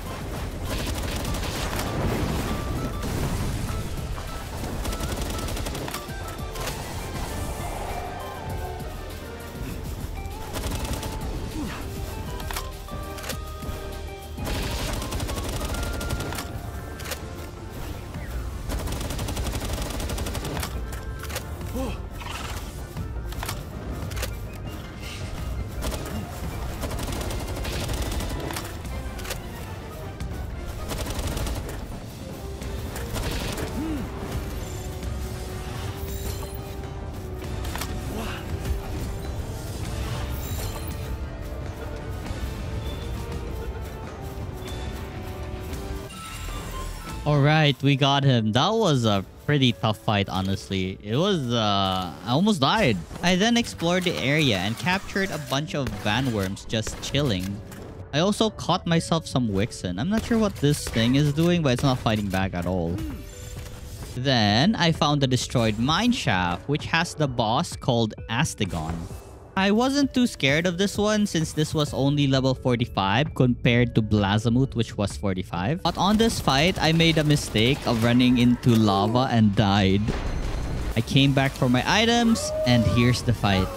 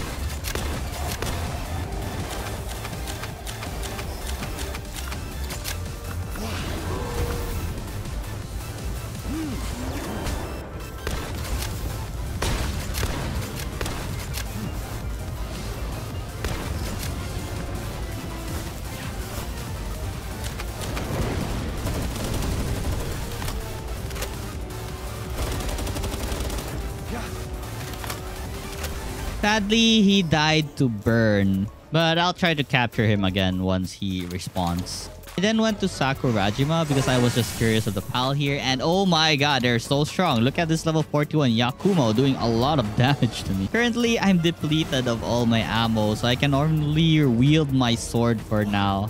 But I still tried on catching this Yakumo. Hopefully, it doesn't die from my kitten. This attack of the Yakumo looks really cool. Just look at that. They're like a ray of moonlight. It's amazing. Amazing to look at, honestly. Alright, so we continue our journey by farming this black marketer as he has a lot of gold to give us. So while I was busy trying to defeat this guy, a meteorite decided to descend in the area. It honestly looks cool how it just comes from the sky then.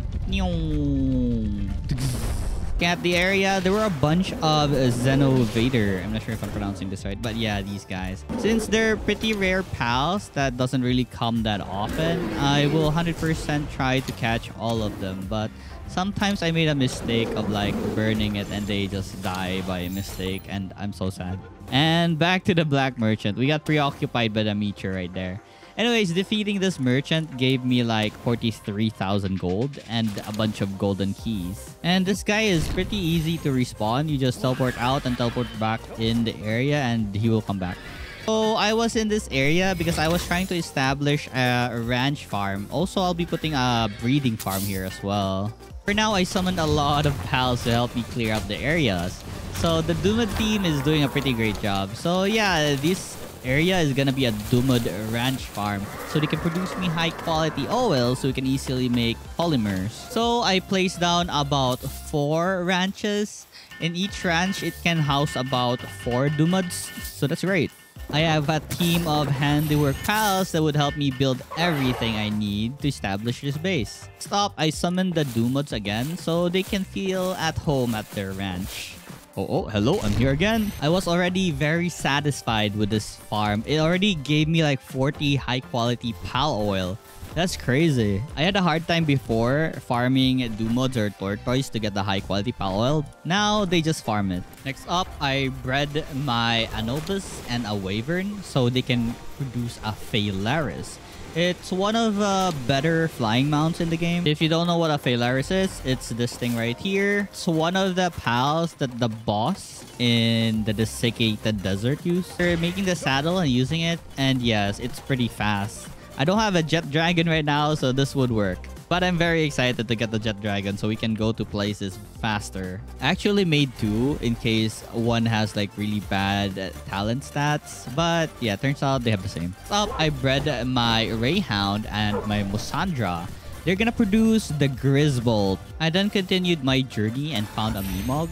Someone in the comments actually told me how to easily catch them by encasing them in a wooden wall. Now they can't run away and we can easily secure the dog coin it drops when you either kill or catch it. Next up, what I was doing at the Frost Mountain was to set up a quartz farm. I summoned my team of handiwork pals because all my Anubis is in my base. I know we have extra Anubis, so the Catresses will work. And while I was just minding my own business, a sudden heroic Toko Toko Implode unit decided to raid the place. Well, my Phalaris took care of them fairly easily. Well, they just explode by themselves, so they didn't really do anything at all. They just decided to boom, and then they're gone, and yeah. Just an annoying event really, with nothing to gain, except for maybe the gunpowder they drop. And summoned about 4 Digtoys. This should be enough to farm all the quartz here. And with this, we have established our quartz farm. We don't need to think about this anymore. For the food, our pals are having great sanity because of our tomato and lettuce farm making a lot of salad. These salads give a lot of san, which is, I think, sanity. And that makes the pals not depressed from working too much. And while just minding my own business, another raid occurred. Why? I'm just chilling here. The type of raid I don't really like in this game are the flying ones, since they can easily go to your base. And for this, it's a group of Beacons, Nightwing, and Gale Claws. There's also Suzaku Aquas. It was honestly pretty strong and it killed my Phalaris very easily. I totally underestimated them. And I also had to run because my shield was broken. But anyways, we have defended our base, and I think only one turtle suffered the consequence of this raid. Next up, I made a breeding farm of the place where I place a lot of branches. It was pretty weird to have a breeding farm at my coal farm, so I just, transferred it here. The next pals I wanted to breed was the Grisbolt I made with the Rayhound and Musandra. Then breed with the Relaxaurus, we can get an Orzerk. I then made a saddle for my Hell Zephyr. I just wanted to see how fast this thing is. It flew pretty slow in comparison to the Phalaris. And look at the high quality pal oil I've got so far.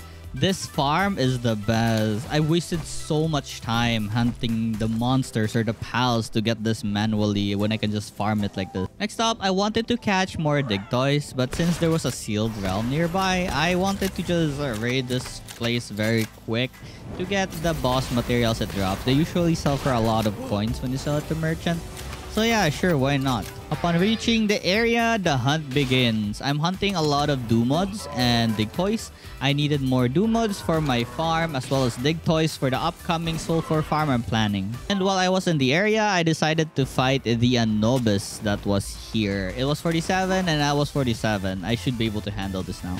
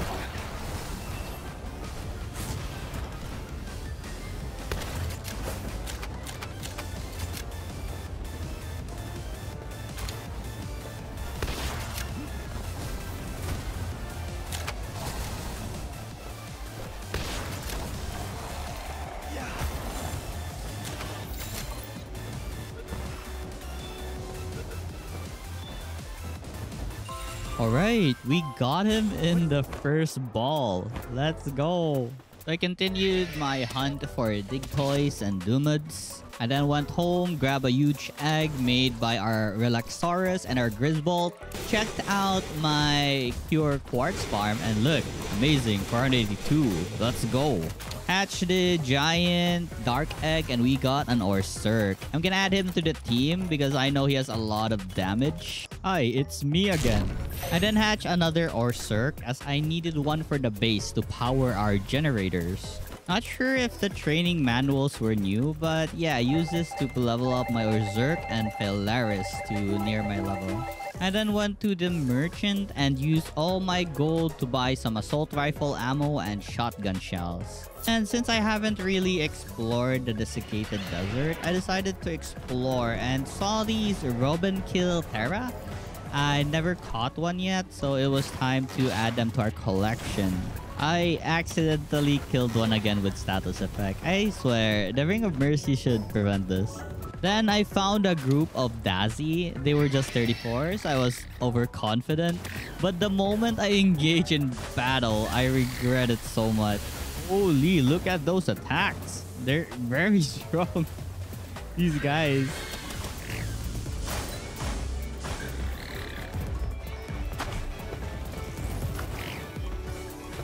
Yeah.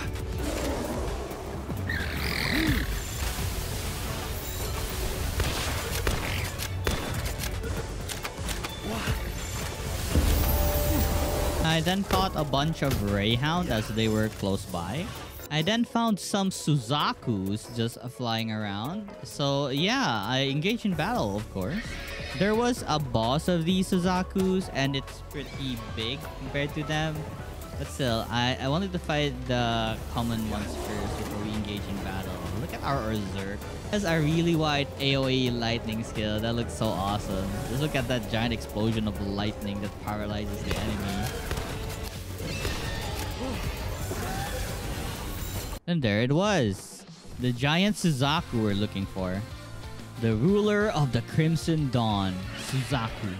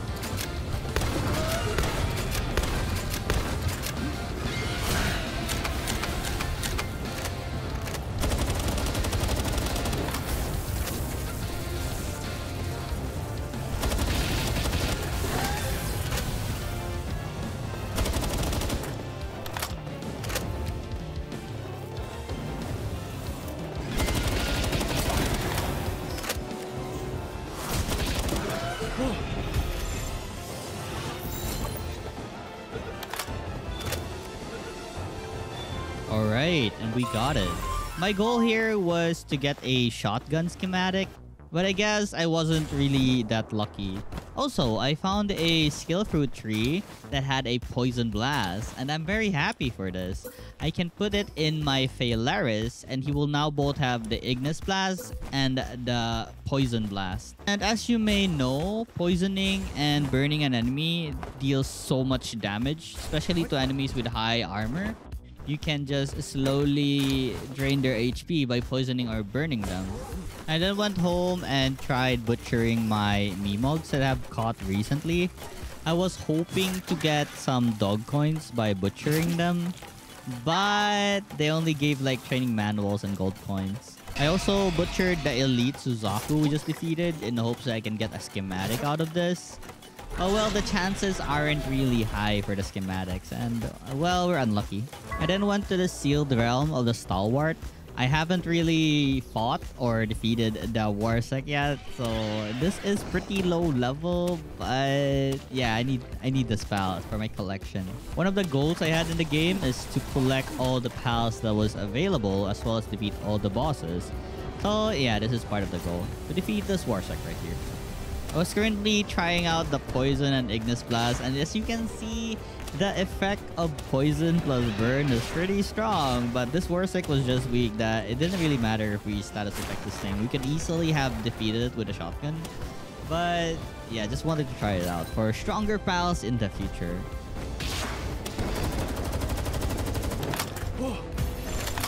I then went inside a cave at the desiccated desert. There were a bunch of pals I don't have yet, like the Lee's Funk Ignis. Was also the Pyrin Knock.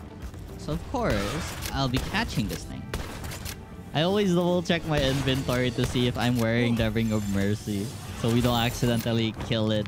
There are also these things called the Incineram, a dark fire type goat. Then a Blaze Howl Knock. Oh my god, this cave is full of pals that we haven't caught yet. It's amazing.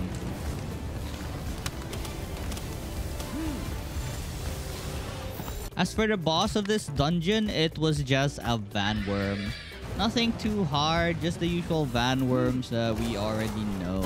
They're pretty easy to kill, especially since we're already like 47 or something.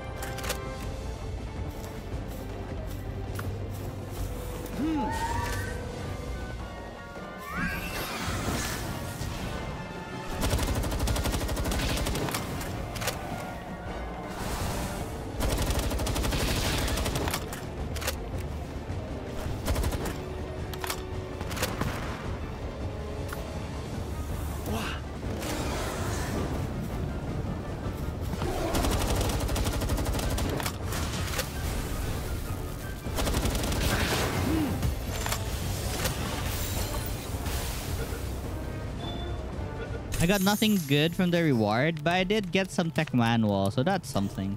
Then I had my pals make me an uncommon assault rifle, having higher power than the common one, of course.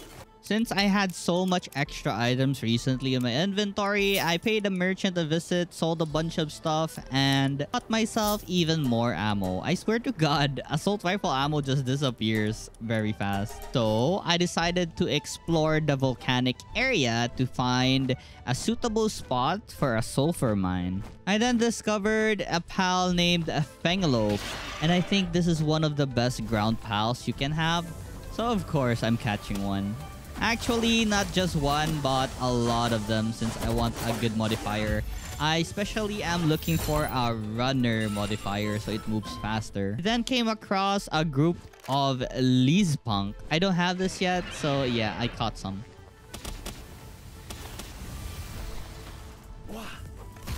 I then found a singular sulfur stone, so I mined it myself. I didn't want to establish the base here since there's only one. I then went home and had my pals make me a rocket launcher. Afterwards, I added even more furnace to my base. 2 wasn't enough, honestly. I needed more. I also crafted myself 2 electric kitchen. This way, our fire pals can cook food way faster, and we have unlocked new food types that increases our stats by 20%. By stats, I mean attack or defense. I actually forgot I had an uncommon rocket launcher, so I had to waste a bunch of materials to craft a second one. I then tried out the Fengelope, and look at how fast this thing is, and it had double jump. It's amazing.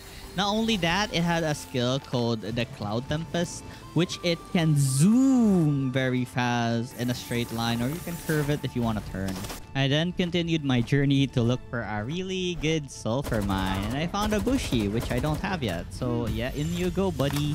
Found another sulfur rock and mined it, of course. I just really needed the gunpowder so I can make more rockets for my rocket launcher. I then made myself a bunch of ultra spear and legendary spear. I was readying up to fight a legendary, especially the jet dragon. I really want the jet dragon. Look, all the gunpowder we have so far. And now I can make more ammo as well as rockets. Do you see the amount of pal oil I got?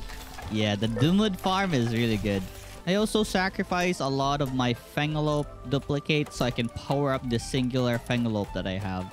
Then I resumed the journey to look for sulfur again. I got a bunch of these wreckage, which sometimes contains dog coins, so I'm always happy to salvage them.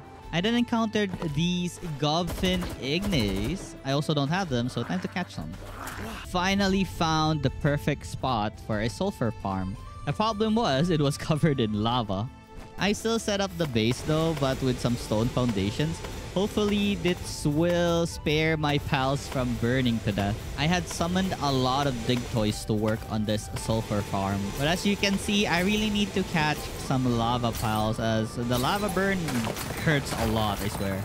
After all those setups, I decided to pay Sakurajima a visit. And good timing, there was a meteor event going on. And amazingly, it was a Selene. You know, this Selene, I guess, is a... I'm not sure if it's a legendary type, but it's a pal that the new boss uses. So I'm thinking that it might be a really cool pal. Look at that laser beam. It looks like it's gonna hurt. It killed like the Syndicate so fast. I first killed the Syndicate so they don't accidentally kill the Selene when I tried to lower her HP down. I made sure I wore a Mercy Ring so we don't accidentally kill this.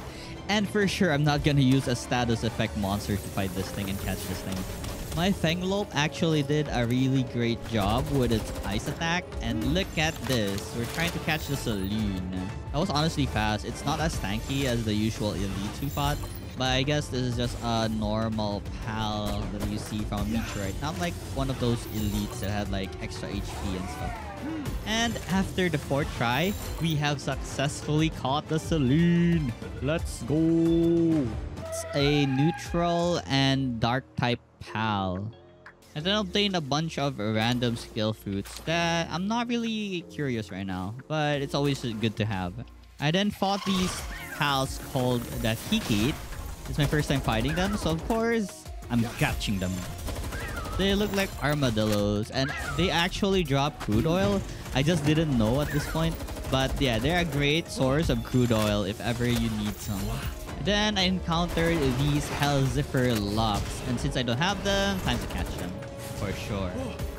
Then, exploring some more, I found a Menacing Terra. It was too high level for me right now, so I'm just gonna ignore this. I'll just grab this chest and be on my way.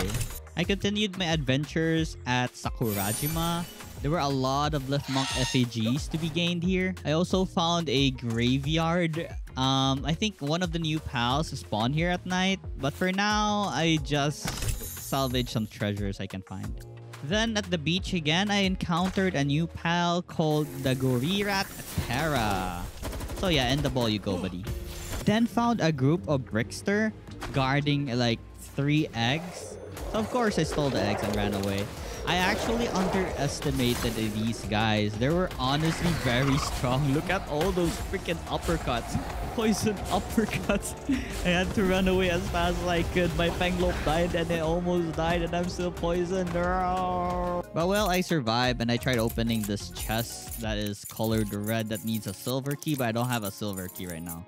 So yeah, our adventure is in a pause until our Fangalope is alive again. I hatch all the eggs we got and surprise! It's Pricksters. Because it's a Prickster nest. Amazing, right? Another Prickster.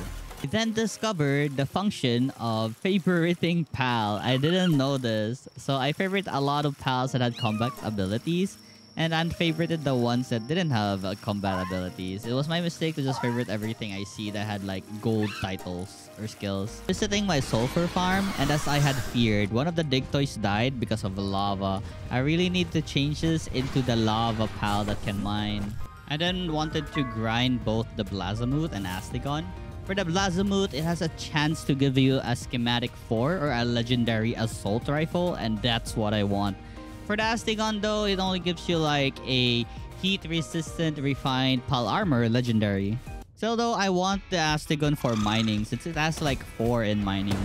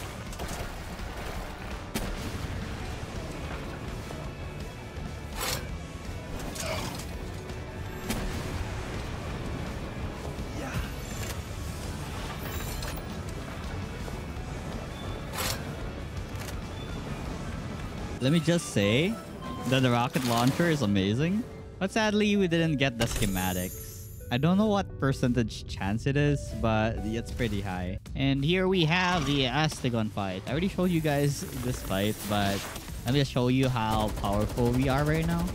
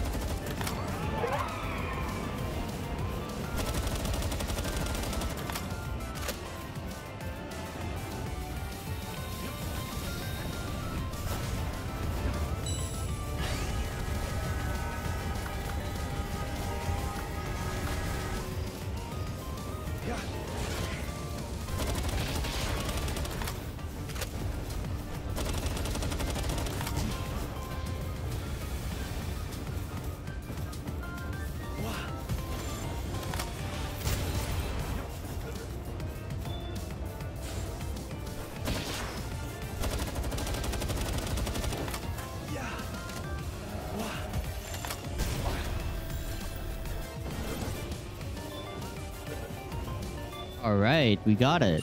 Next up, I hunted a bunch of Reptyro. They had like 3 mining and they're pretty immune to lava, as you can see. I caught like more than 4 of them. They're gonna replace our dig toys, and it is way safer for them to work in lava than our dig toys. I then entered another cave in hopes to get a good schematic. I don't know what Almosandra Lux was doing in a lava cave, but sure, why not? I don't have this yet. Let's capture one.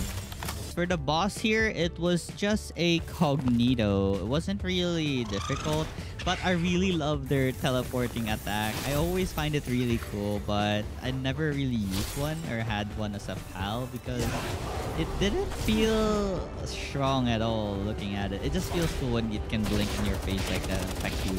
For the dungeon rewards, it was meh. Anyways, I went to my sulfur base and changed my dig toys into the Reptyro and an Astigon. Now we have a really good workforce to get sulfur. I also reached level 51, which enabled me to make crude oil extractors and plasteel. Also, there were a lot of new recipes, but I don't really have a source or a good amount of plasteel that I'm not really unlocking anything right now. Oils are hard in this game. Like, it takes a while for oils to produce. I hate it. For now, I went back to Sakurajima at night because it's way easier to find treasures or effigies. Here, I saw a sleeping Noklem, the level 55 boss. I'm just here for the effigies and treasure chest. I then went and fought a German Tide. I wanted its water ability. It had like 4 in water, which is very good for planting as well as making those palladium fragments out of stone or fibers out of wood.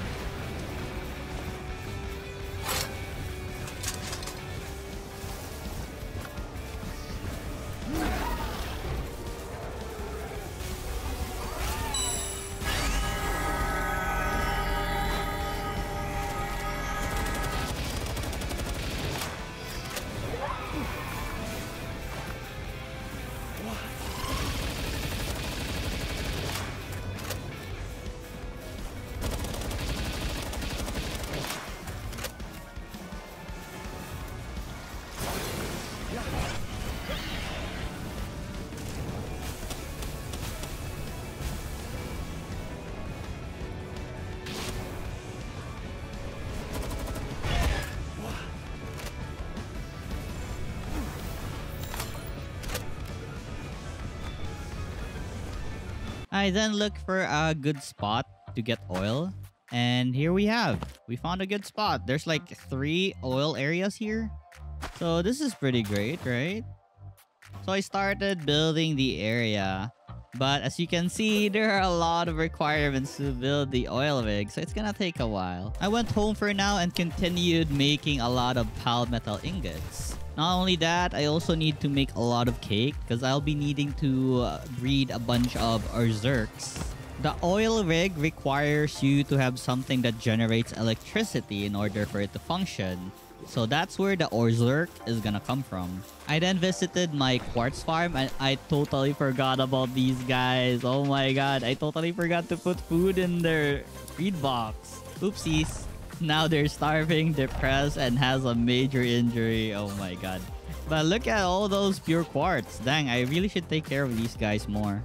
Then checking out my sulfur farm. As you can see, 310 sulfur. Let's go. I crafted a bunch of circuit boards so we don't need to think about this anymore. I then bred myself a Fanglope using a blaze hull with runner, muscle head, and a stronghold strategist. I'm hoping that this would produce a really good Fanglope. And well, I honestly couldn't wait anymore. I really wanted the Jet Dragon, so it was time to go and fight the Jet Dragon. I had a lot of rockets on hand, and I don't think I will lose this fight with my pals being 51 and all, except for this Fanglope that's burning to death. So buffing myself up with defense and attack, it was time to face this Jet Dragon.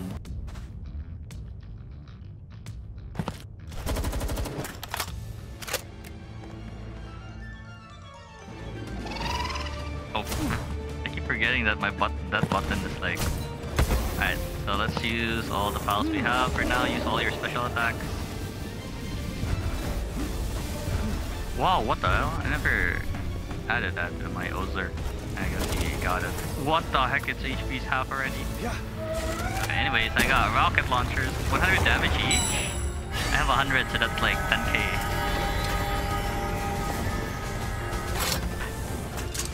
So fast.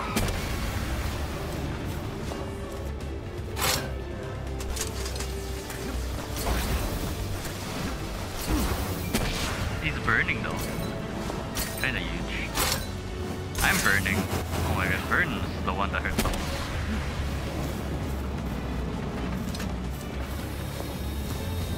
Wow, 22, that's huge.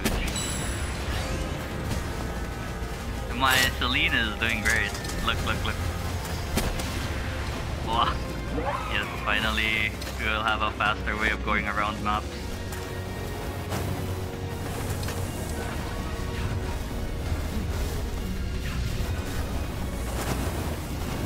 Why is this not reloading? Ah, that hurts. I don't have a healer. I have potions.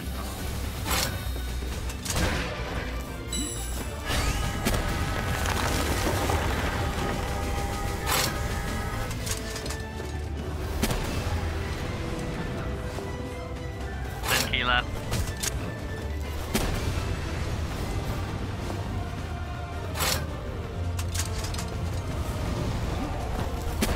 Oh no! I whiffed.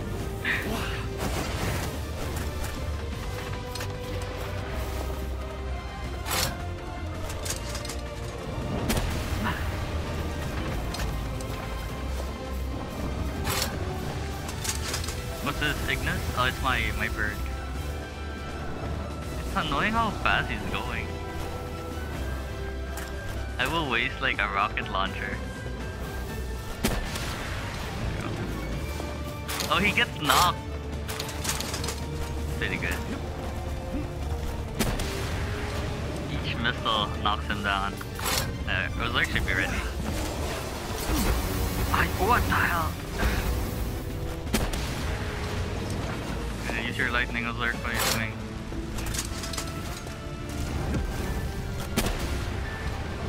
Did he not reach it or something? He's not attacking. Is it still on cooldown? Oh, yeah.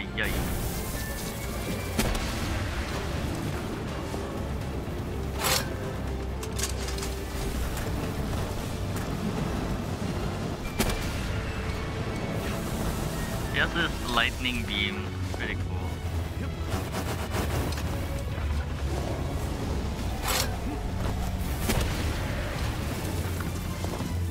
Celine, your cooldown should be up by now.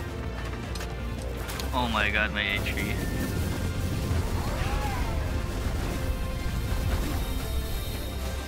Why is it targeting me? Target my pals!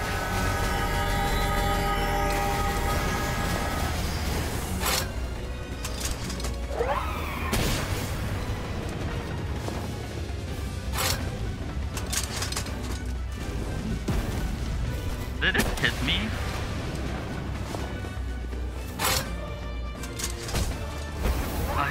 Oh no, I'm dying. I'm dying. This is not good.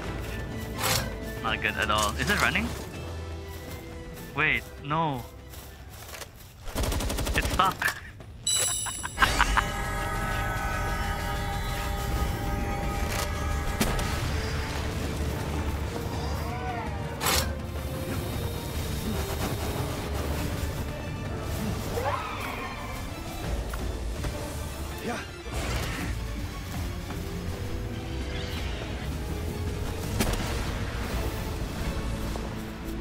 Left. He's breaking my shield.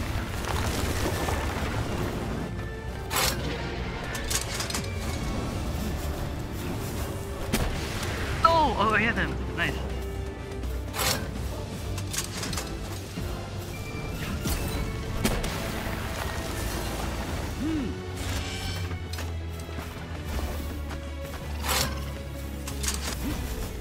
I don't have healing. Is there even healing pots in this game? Oh, what the hell?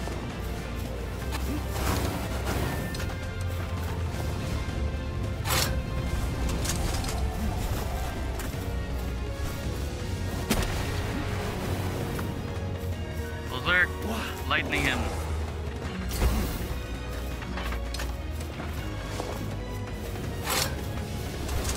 My turn.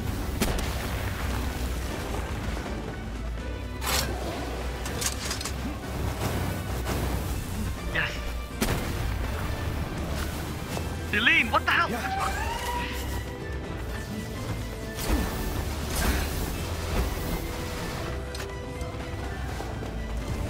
Oh no! Celine, no!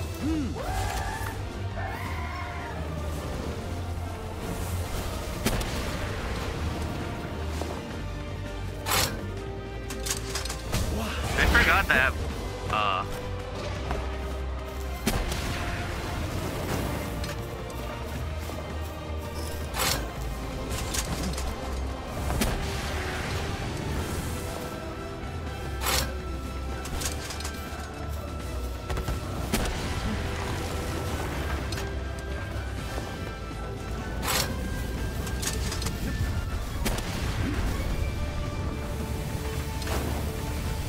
Yeah, I have the Mercy Ring, but if he gets a status effect of burn, then we screwed up or something.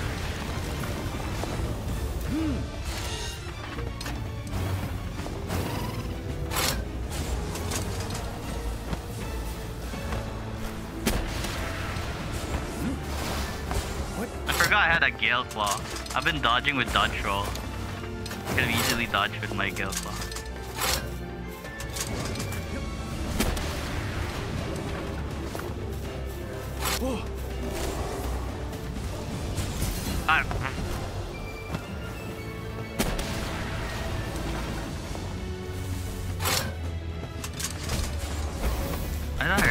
I need to iframe that thing if he approaches like that.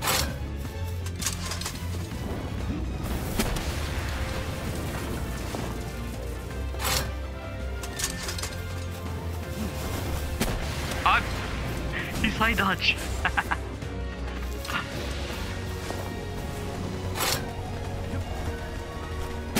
Okay, that's good. How about each time he targets me, I just interrupt him?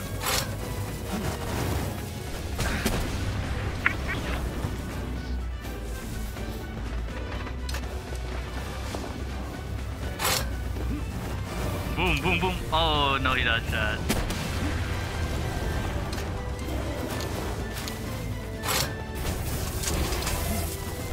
Oh, he got shot. He gets stunned again. Wait, our Ozark is hungry.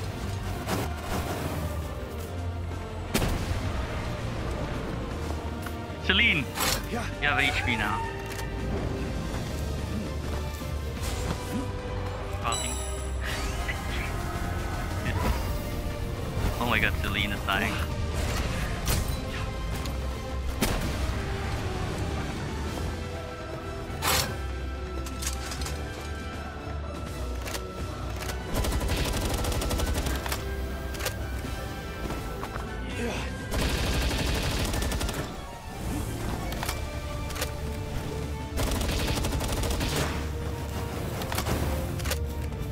They're hungry. I forgot to put food on my feed box.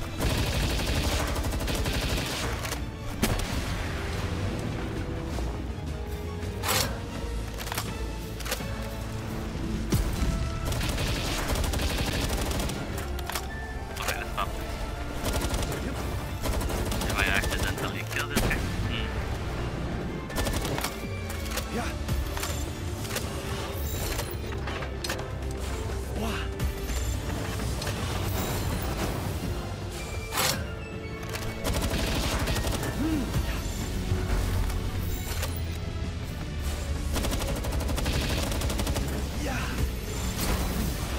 Why is it only 10%? Is it that bad?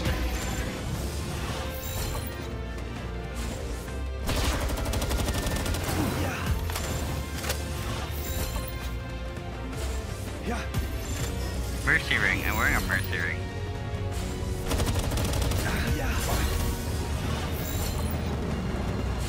Yeah. 18. I have 18 more chances.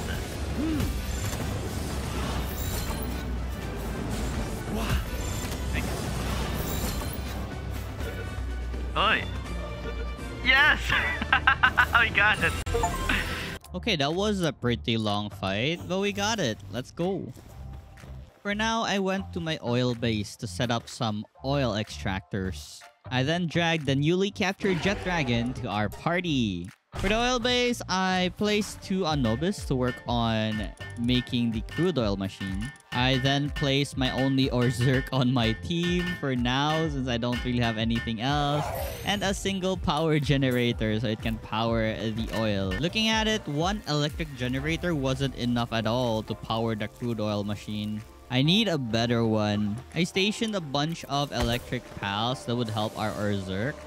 But still, the power generator isn't enough at all to fully power the crude oil extractor. I need something else. And even with like 3 generator and a couple of lightning pals, it still wasn't enough. I really need a new station.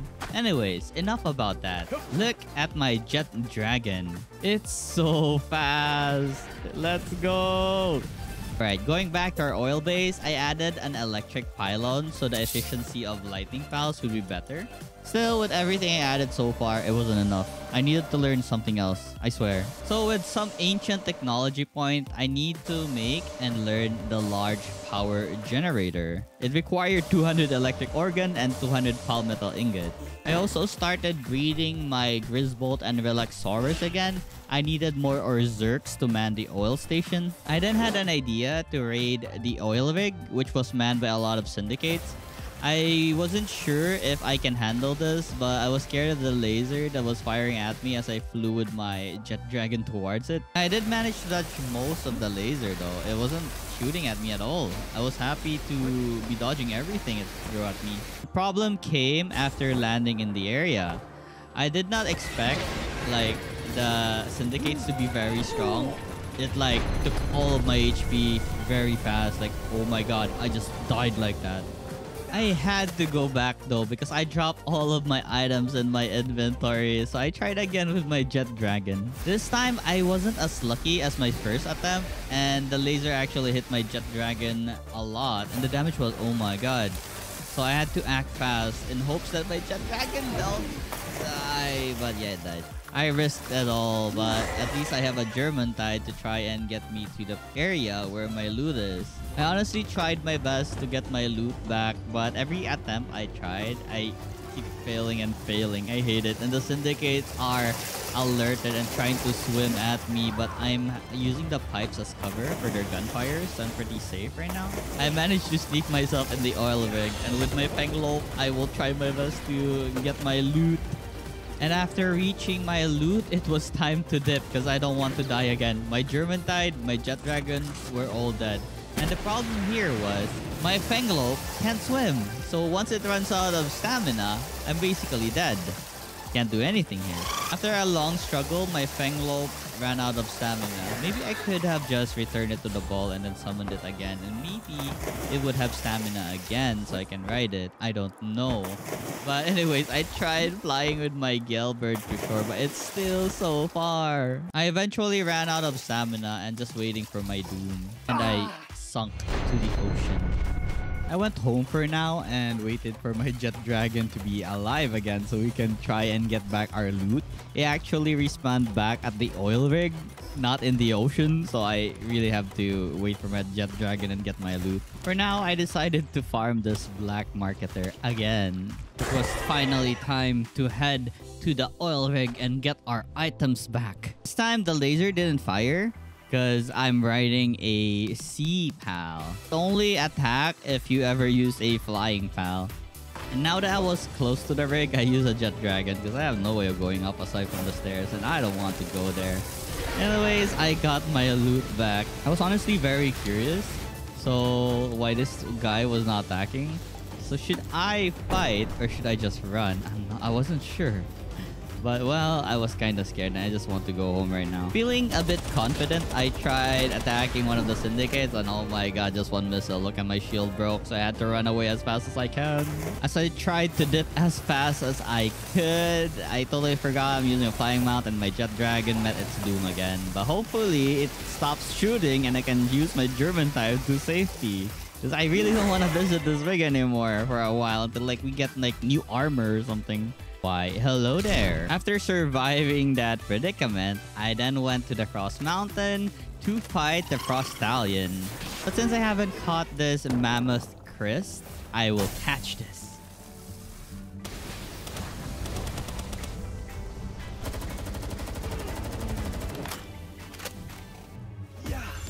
Alright, Stallion. So even without my jet dragon, I am confident that the Phalaris will do a lot of damage from poison and fire. So let's begin this fight. A large fireball and a poison blast. Then a rocket launcher to the face.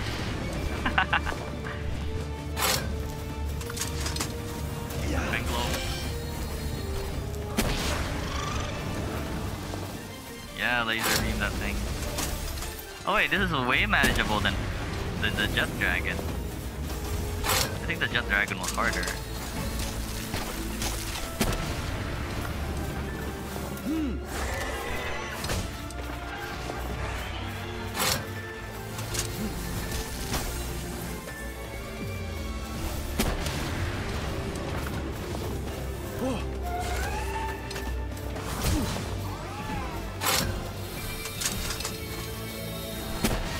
Oh my god, it just passed through. He keeps freezing my house. Oh.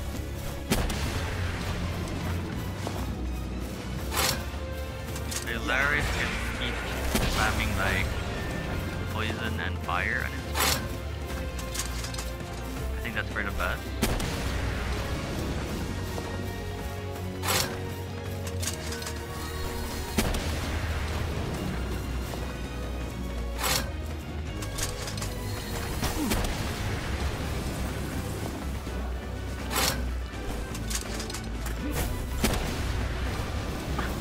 Knocking it down with a rocket launcher. Oh no, I got caught.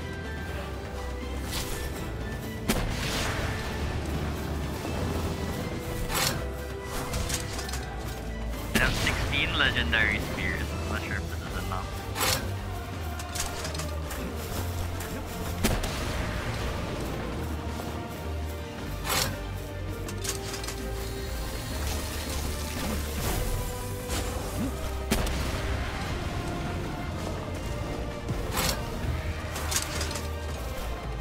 Larry's is doing an amazing job. I swear, the poison is amazing.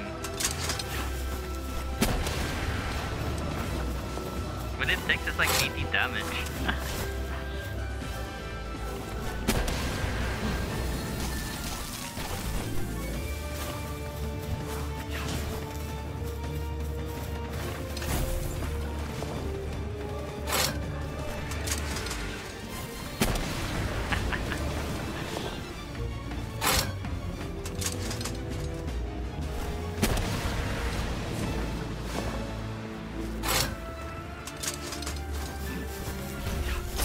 Ouch. Okay, so my shield regenerates. Can't be anything.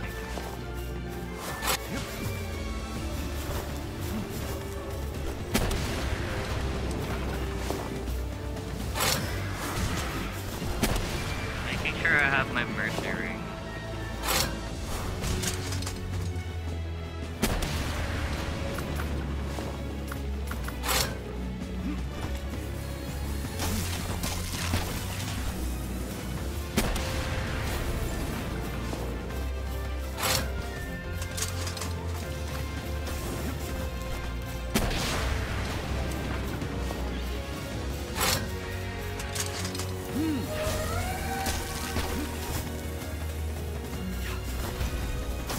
Gosh. Oh my god, half my HP.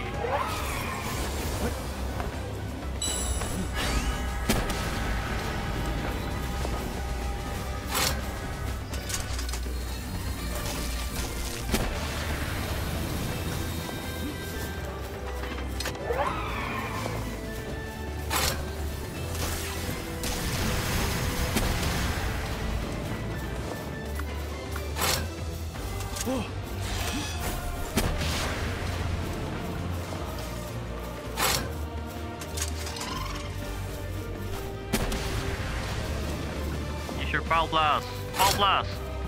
Fang Globe, use Power Blast! Yeah! 1 damage, amazing! Yeah, let's summon up the Larian.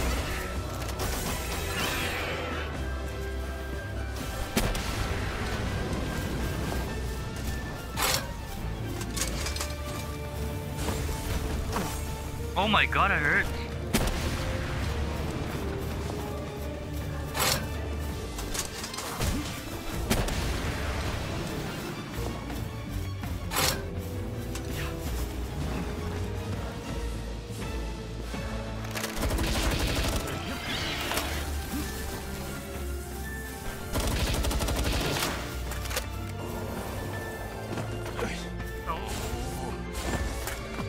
So many ice here, what the hell?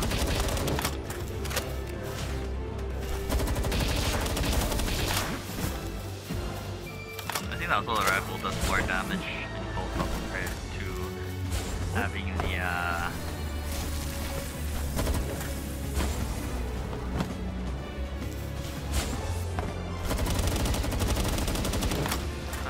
plus slow reload.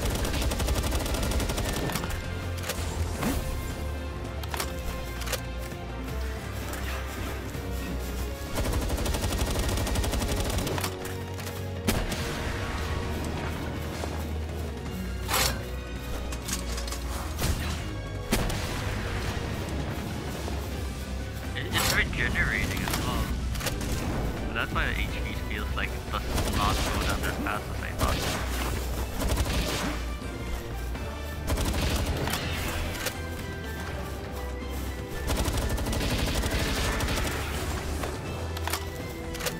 Wait, is it a poison? Oh no, don't die! Don't die! It's poisoned! No! No, no! It's so sad that I had to die, but it's alright. We can come back once it respawns. I continued exploring the area. I haven't really covered this place that much. The fog of war is still thick in this area. I then went to the merchant just near me and bought a bunch of electric organ for our future power generators we need to make. With enough materials, I finally crafted one, the power generator. I then crafted a lot of Ultra Spear, so we can always use the pink ball instead of the lower level ones. I then tried my luck again with Astagon and Blazamuth for better schematics, but well, I'm honestly not that lucky.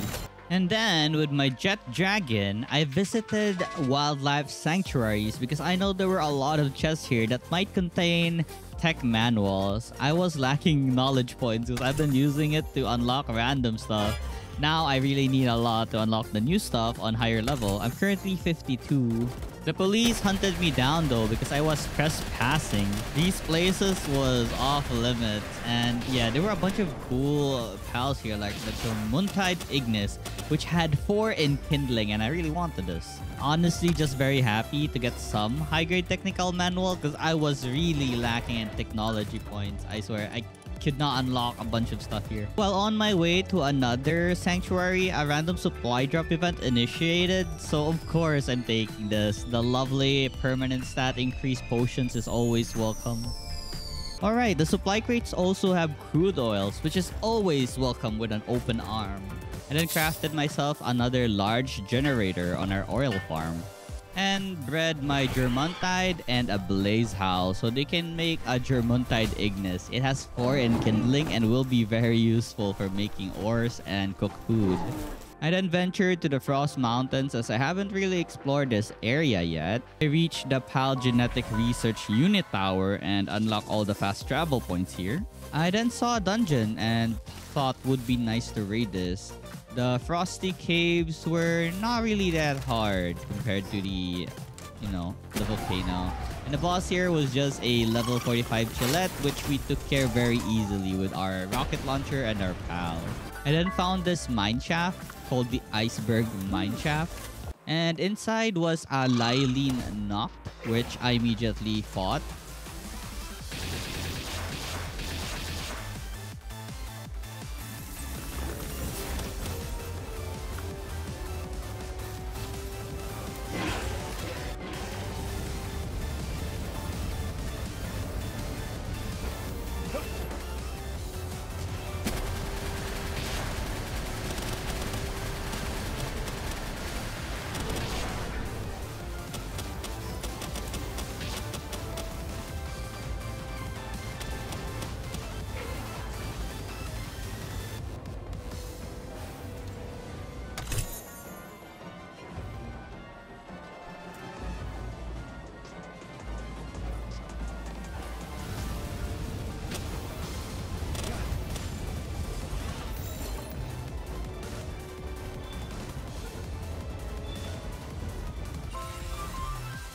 I then fought this King Paka Chris on another mine shaft.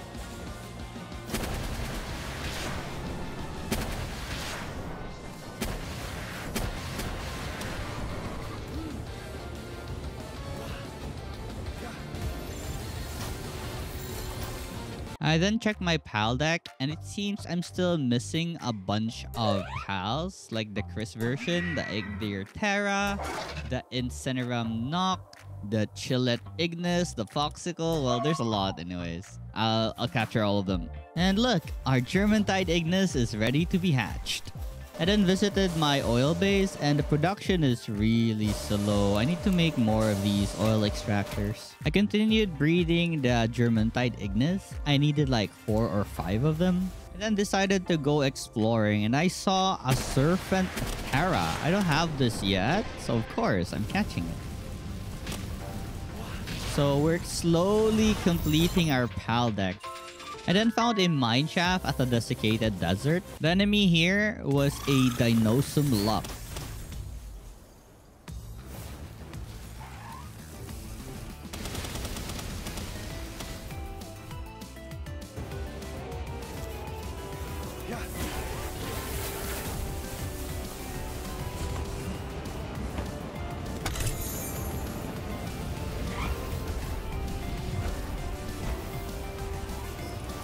Wow, a schematic 3 of my current armor. Nice.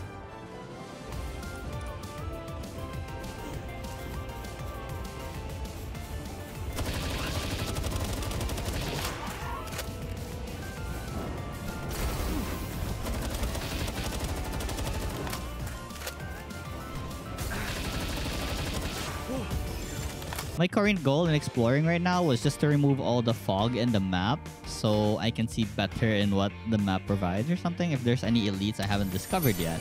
I checked out the new armor and I was pretty wrong. It was actually a lower version of it because this was a PAL metal armor and this was just a refined metal armor. But it has higher defense, but I'd rather just wait to craft the plasteel armor than craft this. Now look at my team of Kindling PAL. We have 4 Germantide, but this one was a Musclehead, so I need to breed some more. This was not good for our workforce. So instead, I'm gonna use it in my team. If you didn't know, Musclehead decreases the workforce by 50%, I think? Or was it 30? And with enough materials, I made myself my second crude oil extractor. I had this Germantide Ignis, which has 4 golden talents, but Musclehead. Good for combat, but it has like Artisan. The problem is it's also a Musclehead. It basically just cancels out the Artisan perk, so I can use this in my base. From checking out my oil base, I can say that 1 power generator can handle about 1 crude oil extractor. So if I add another crude oil extractor, I would need 1 more power generator. Well, maybe because I have like 3 electric PAL here, not the Orzerks. I'll need to breed more Orzerk to power up these things. Wanting to catch the Frostallion, I challenge it again. This time, we have the Jet Dragon on the team. And hopefully, we don't accidentally kill this again. Fireball! Dragon Meteor! Oh my god. Oh no, it's Jet Dragon! Jet Missile!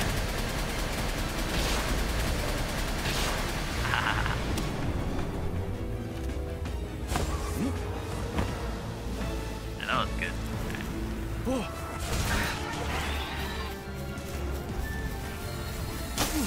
Ouch. Burn.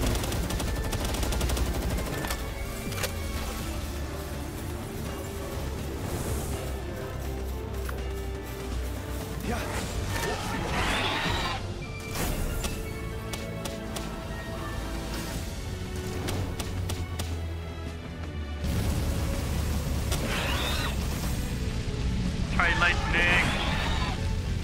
Oh my god, it sucked. I froze.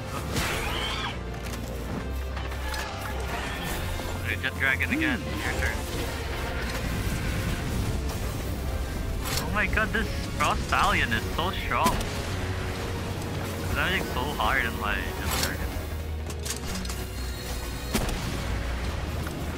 Okay, Fenglo, do your thing. You have a thing.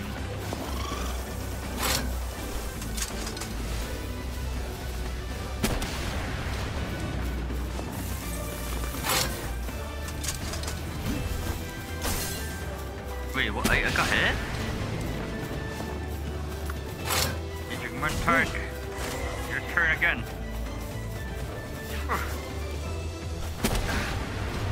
Why are you not attacking? Fireball! Dragon Meteor! Ignis! Flare Storm! Actually, go. Almost dead. Why does this other thing have tri-lightning? Use the skill. Your fire breath. Oh my god, use tri-lightning. I have my mercy ring.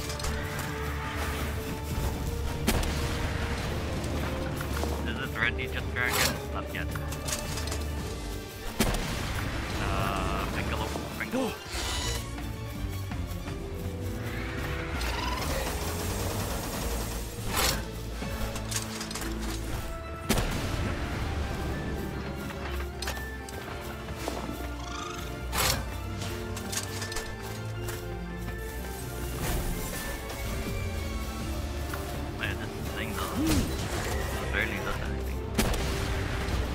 Yo, it's time! It's time! I stunned him! Go!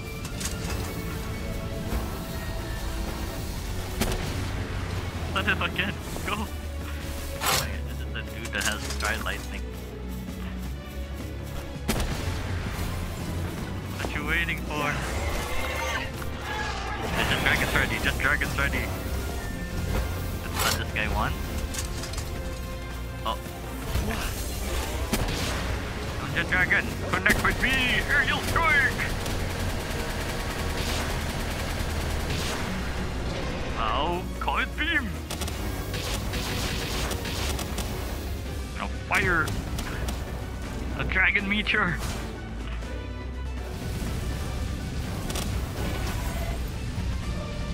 Okay, it's your turn.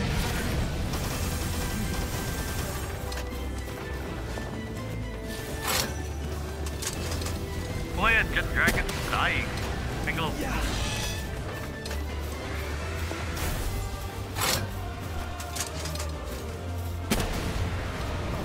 Single, do something.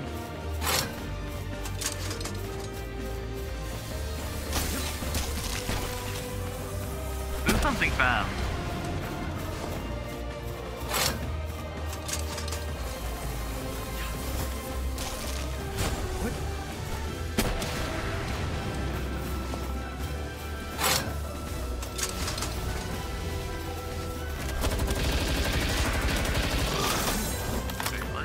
My Ignis and pray it's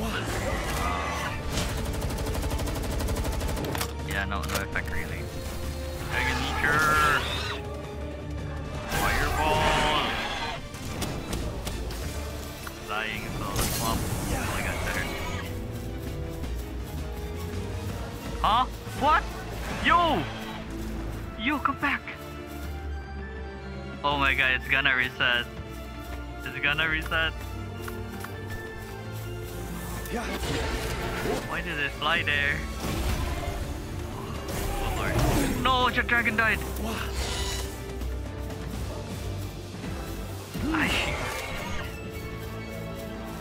What the heck? Why did it fly like that? I don't know. Something happened. The dragon also died.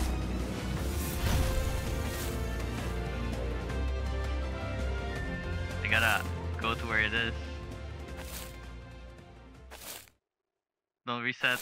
Don't reset. Whatever you do, do not reset.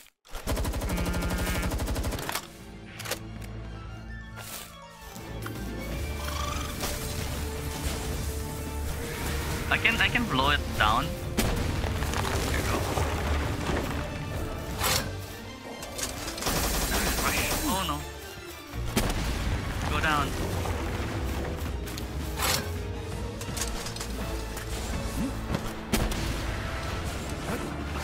Brought it down.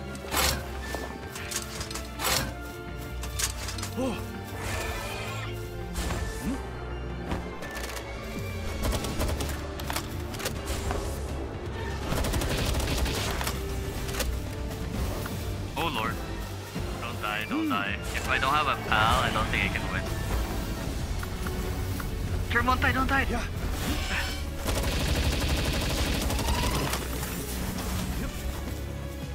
There's 4k HP left.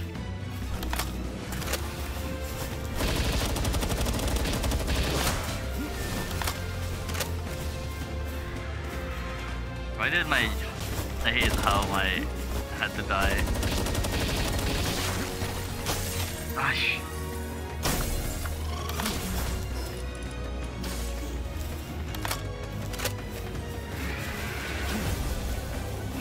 I'm not doing enough damage.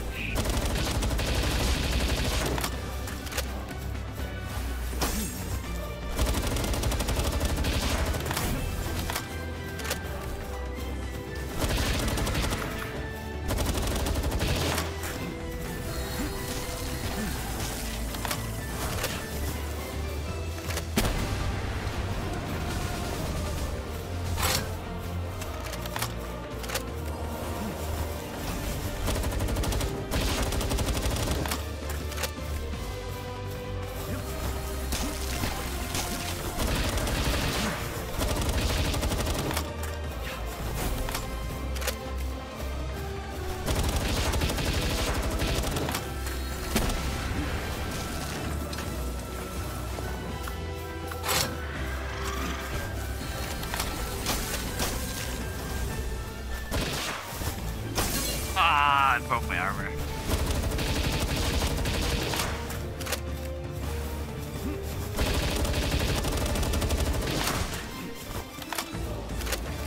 Hey, it's your turn. Focus on me. Go. Fire. Use your fire attack. I didn't even have you if you don't attack. What's it doing, man? I tried lightning. Why? Out of all the attack.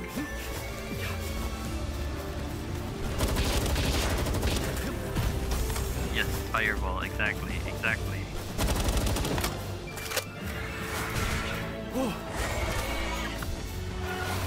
Yeah.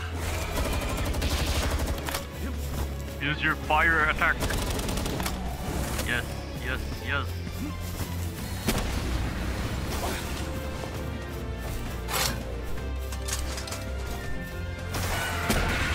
Oh my god, it died. No.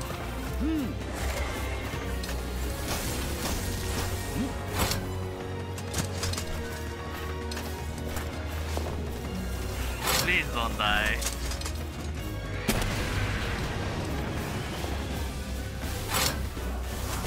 Why try lightning? Use your fire!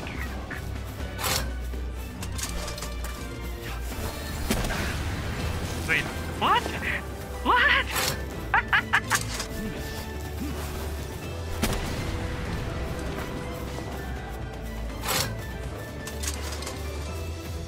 I know how to deal with this. Fireball! Comet meteor!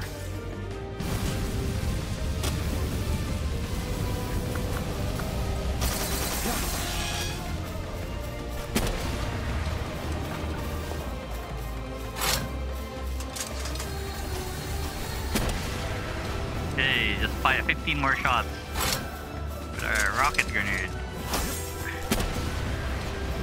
Okay, a bit more.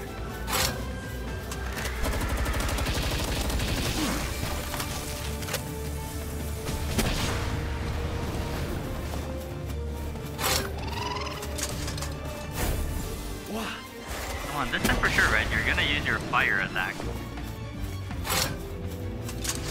What is my German guy? What must I think this doing?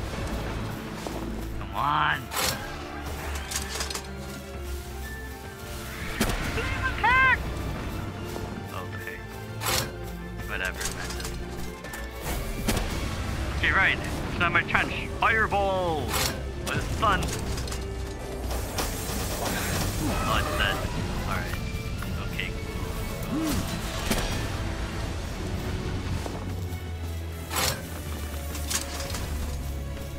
Oh, what the hell? No. Okay, it's my... I got this. I have my mercy ring. Yeah.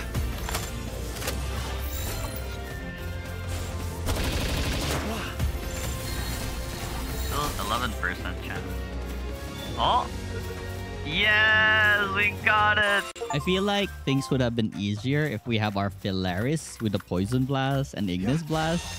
But well, sadly we didn't have it right now. But we still caught the Frostallion. Let's go. Reaching level 53, I can now unlock something called a grenade launcher. That is, I believe, would be a really strong weapon. And the grenade ammo is not really that hard to make. It just needs like palmetal ingot, fibers, and gunpowder. So I'm thinking of making this thing. Of course, when we have plasteel. I also unlocked both the coal mine and the sulfur mine. So we don't need to have an individual base for coal mine and sulfur mine. We can just have it in one base. I think this should be a fast production as well. And with enough materials, I made the third crude oil extractor. I swear to God, oil production is really slow. And even with 3 of them, it's still slow. Having nothing else to do really, I just raided all the caves that I've encountered so far. I'm just waiting for my metals to process so I can start making something like a power generator or things that can improve my base or improve my equipment. I also continued fighting Blazamut whenever it respawns. I just want that assault rifle legend schematics.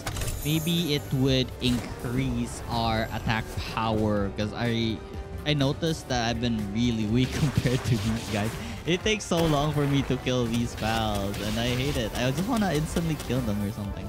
I'm almost done exploring the entire volcanic region. Just a few more fog and we should unlock everything in the map. I then unlocked the fast travel point at this tower of one of the bosses and continued on my journey. And as you can see, I have bred a lot of our Zerks. With this, I don't think we'll be lacking in electricity on our oil base. Just needed like one more power generator because I feel like when these guys are sleeping, the energy that has been collected won't be enough. And here's our power generator. With this, our oil base should be fine. I mean, you can put like 2 oil rigs in one spot, but I just can't find a way to do it. So I gave out on the idea and just have like 3 of them here. I'll just look for another oil spot with like 2 or more. But honestly, no idea how to get strong. I just decided to raid some of the Sakurajima dungeons. And it's pretty cool here. Look at these Japanese themed dungeon. There's so many things inside, like a sakura tree, like those red gate thingies. And there's also Bushy Knock that I don't have yet, so it's time to capture this guy.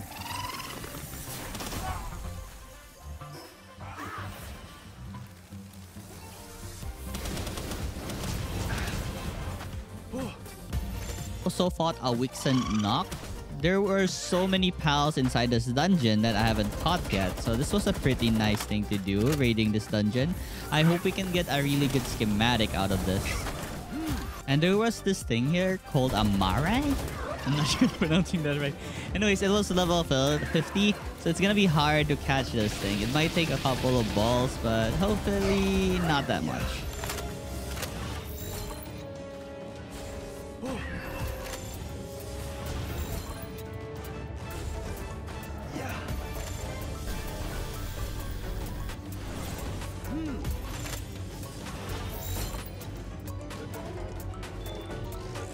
And look at this boss area. There's like a house here. That's pretty cool. The boss was a Crowagero, the frog pal. Since it was just a regular pal, it didn't really take long for me to kill it. I didn't catch it since I already have one. I continued raiding more and more of the Sakurajima dungeons, but I didn't get any good schematics at all.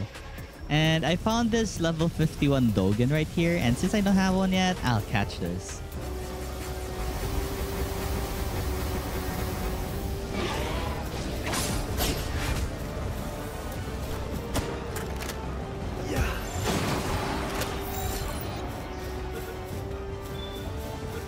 Well, that was fast. I did get a defense pendant, so that was good. A level 3 increase in defense. That's pretty high actually. It adds like 150 defense. In the next dungeon, I encountered Shroomers. And I will catch this elite one since I don't think I caught one yet.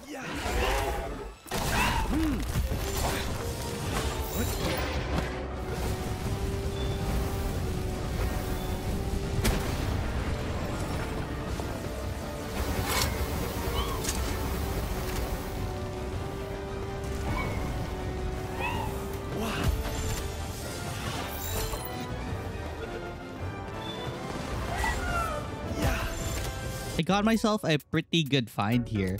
Both the plasteel armor and the helmet, but it's only uncommon. Still, it's good enough than the normal one. Just 5 more plasteel and we can make the laser rifle. So for now, I had my pals make me the energy cartridge for our future laser rifle. And you already know who the best enemy to try the laser rifle was? The Black Merchant. Pyong, pyong. It's so good. Like, the blast is impactful, but I feel like the damage is lacking somewhat. But hey, I guess it's an improvement to our assault rifle. And now that we have a new weapon, it was finally time to fight the bosses in the game. Let's fight the boss of the Free Pal Alliance.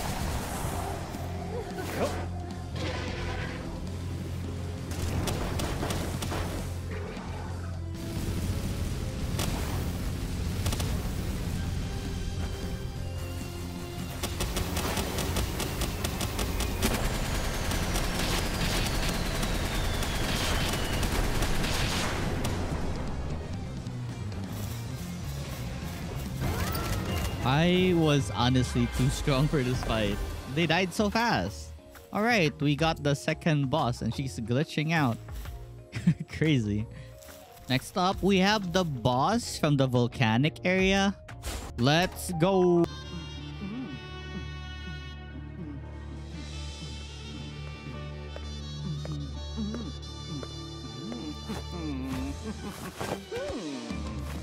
Whoa!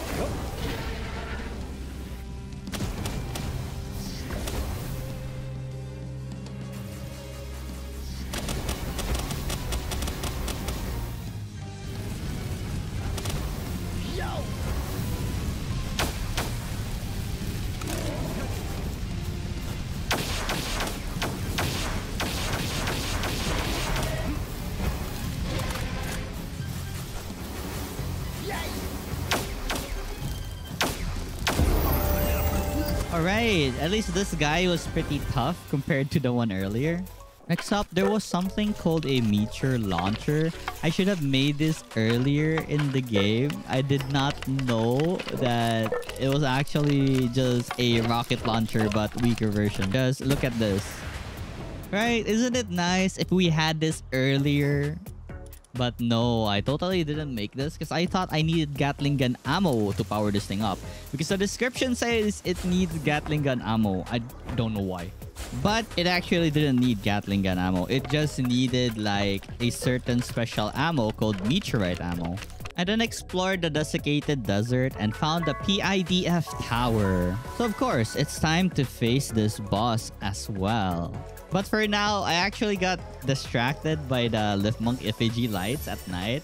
So I continued collecting a lot of them. There are a lot left I haven't gained or collected yet. So yeah. And while on my journey to collect Lift Monk effigies, I encountered the sleeping Germantide. And I still needed like water pals on my base. So yeah, I'm gonna catch this thing.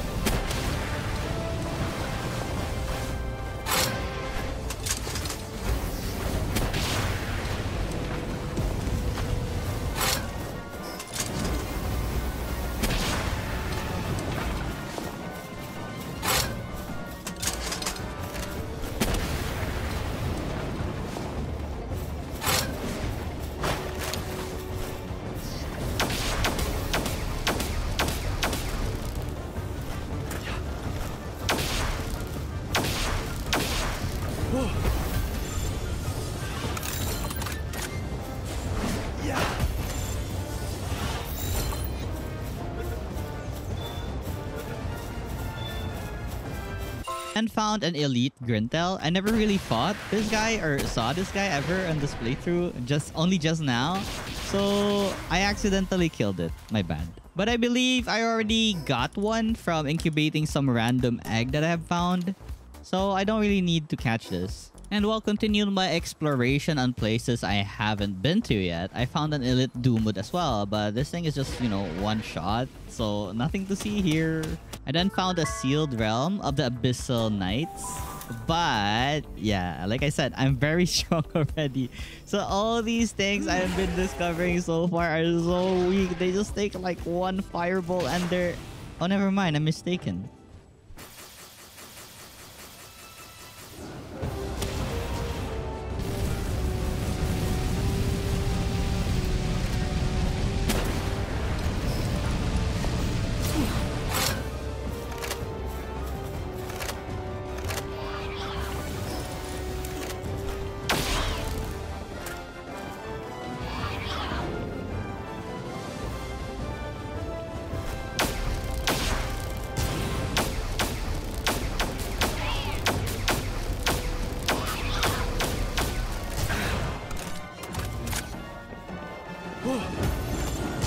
The next place to explore was Sakurajima once more, but this time at the mushroom biome, where there were a lot of those mushroom pals.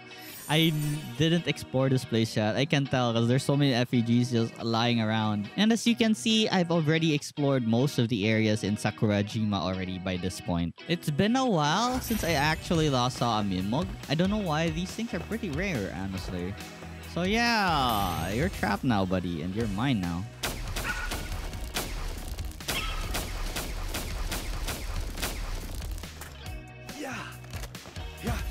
I guess Sakurajima is full of Memogs because I saw another one. Cool. You're so fast. Look at this guy glitching because he can't escape from this wall defense. Next on the agenda was finishing the pile deck. So I'm gonna breed this penguin plus the jolt hog so we can make the jolt hog crisp. I then tried to find another area where we can establish our oil rigs. And I found this one which had 2. But I need to fight these ninjas off the area. Well, they were easily taken care of by our rocket launcher. And I disassembled my coal farm since we can set up a farm here as well, both coal and sulfur. With the new things we have learned, you know, the coal and sulfur mining thingy. So I established both the coal and sulfur mining spot.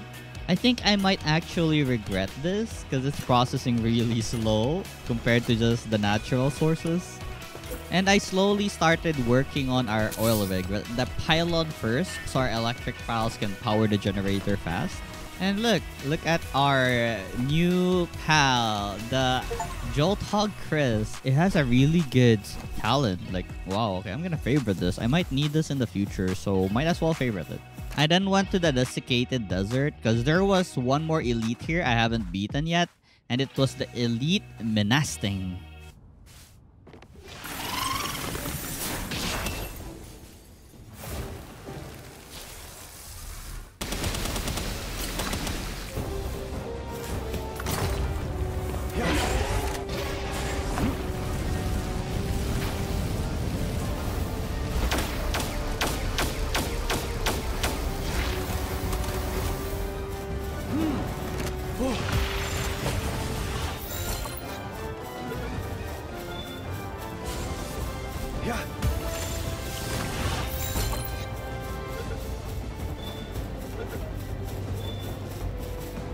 The next target was the Menasting Terra.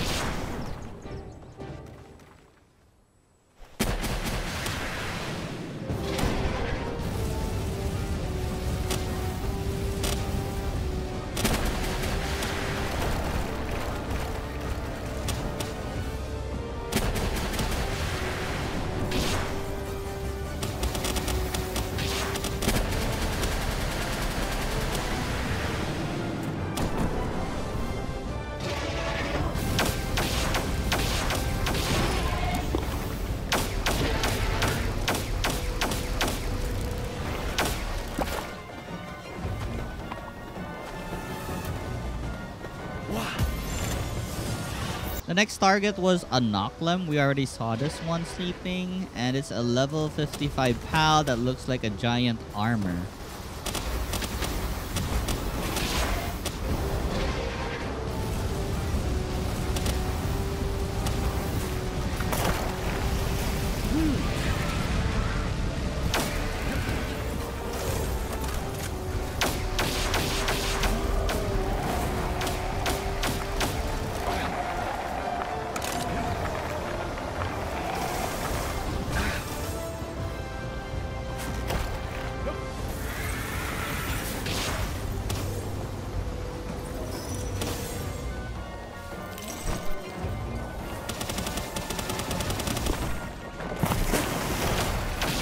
No, I did not expect the Frostallion to kill the boss. I was even wearing the ring.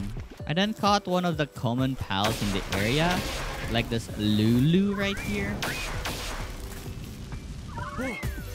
I then found some Chillet Ignis and some Quiver in Botan. The next pal I need to complete my pal deck was a Hangyu Chris, so I bred a Sui and a Hangyu. I then fought the Jet Dragon again as I needed an extra one. Maybe I can breed them and use their babies as something to power up our main Jet Dragon. This time, it was pretty easy compared to before now that we also have our own Jet Dragon. Still though, the fight took long since, well, it is a legendary pal. But not that much pressure anymore compared to when we first fought it.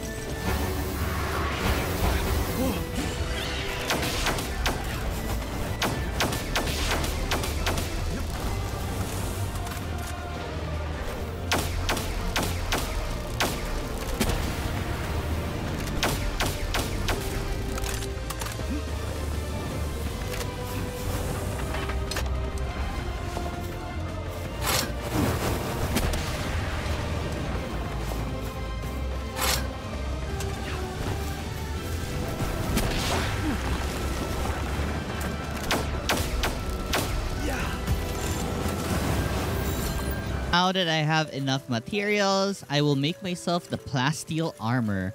This wasn't the level 55 armor, but it was better and has more defense than the level 55 one, so I'm making this. The next thing to breed was the Ichthydeer Terra. Sadly, I butchered all my Ichthydeer for their meat, so now I had to catch some again. Now, we have the Hangyu Chris. So we're slowly completing our PAL deck. And while I'm breeding some Ichthydeer Terra, I look for the Foxicle, which supposedly spawn here. But I never did see one. So I just resorted to breeding it as well. And here's our Ichthydeer Terra. I don't really plan on using them for anything. I just wanted to breed them so I can complete my PAL deck. I then went to the wildlife sanctuary because I know there is a Wompo Botan. These foul names, I swear. Anyways, these green fluffy things are the Wompo Botans. I also wanted to catch more of the Germontard Ignis because I still am lacking like 2 more of them to complete my 6 fire type in my base that would handle all the ores.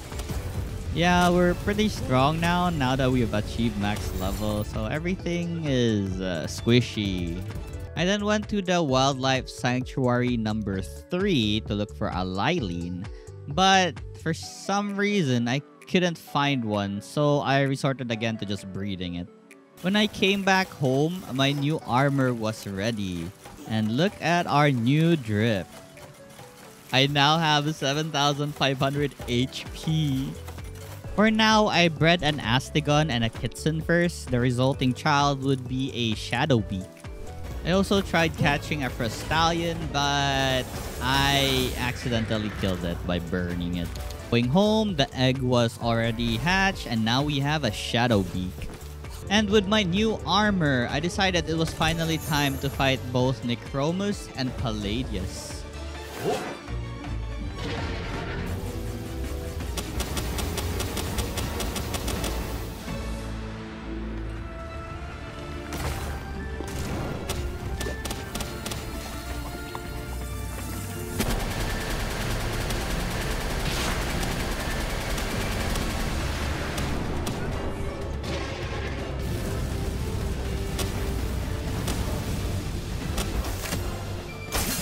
Ouch, what the hell?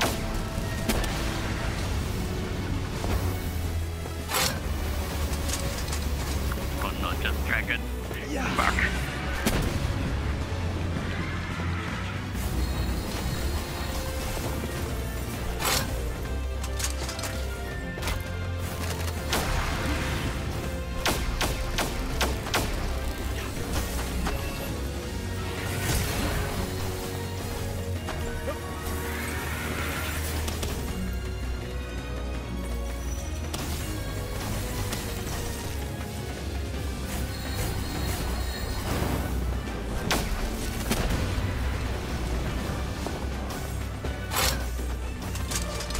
Not as bad as I thought.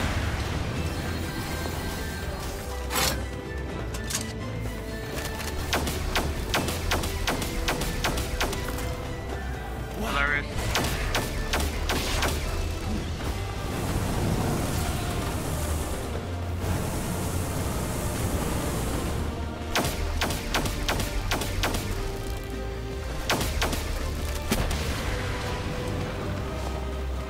Use the rocket launcher with her together.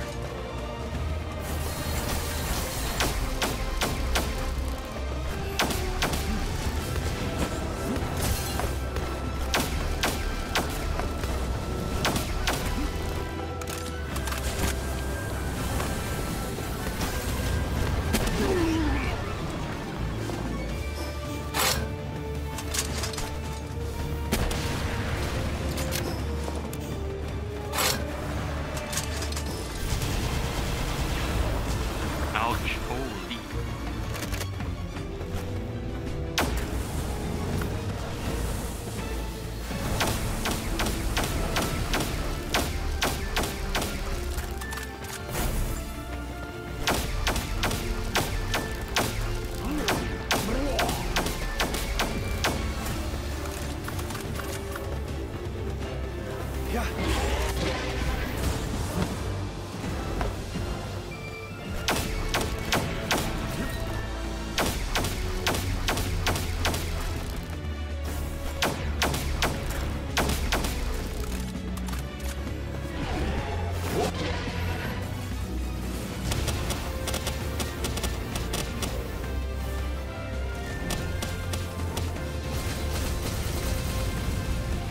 Oh no, the jump dragon side.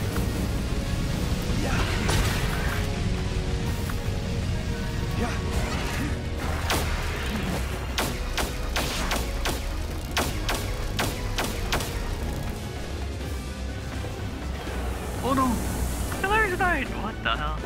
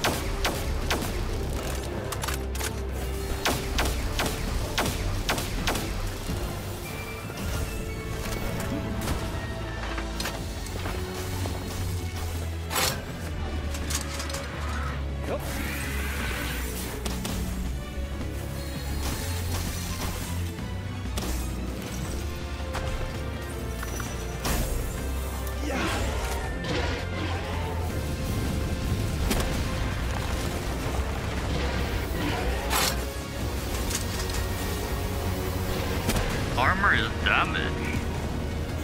Oh wait, I don't have a helmet.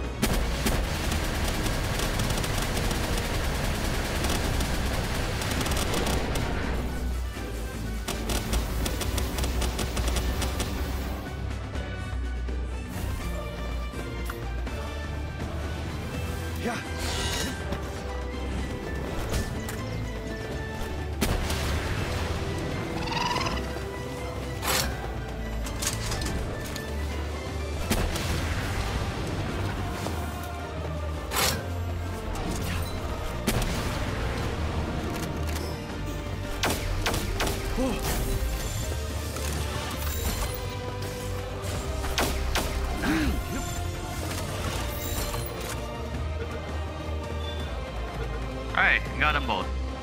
Let's go.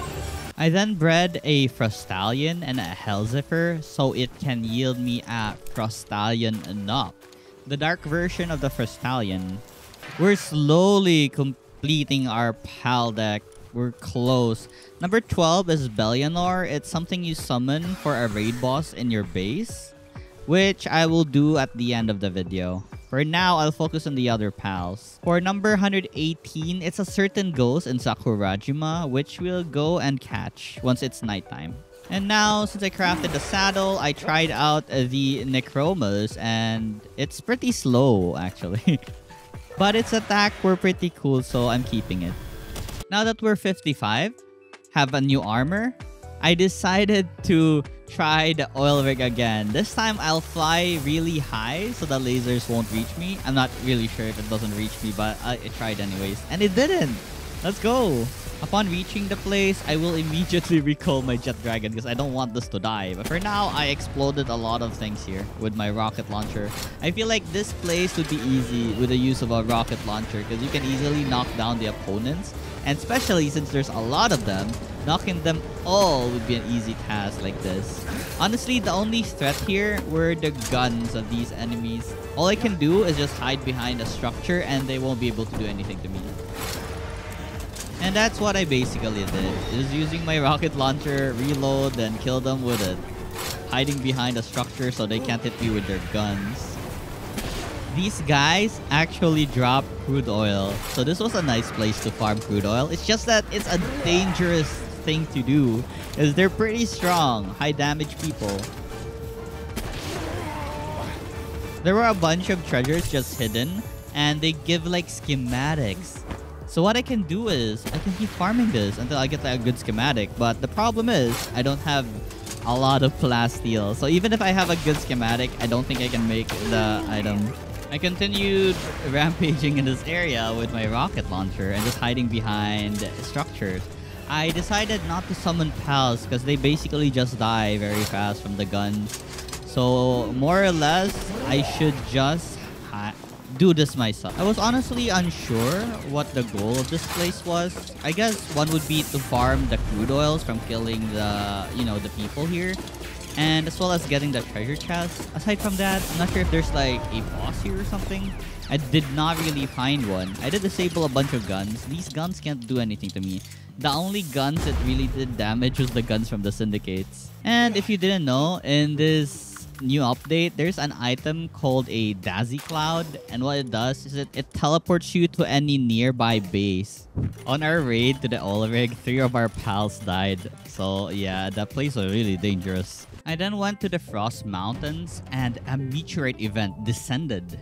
While inspecting the place, there was a Xenoguard, the last pal in the pal deck. I'll try my best to catch this.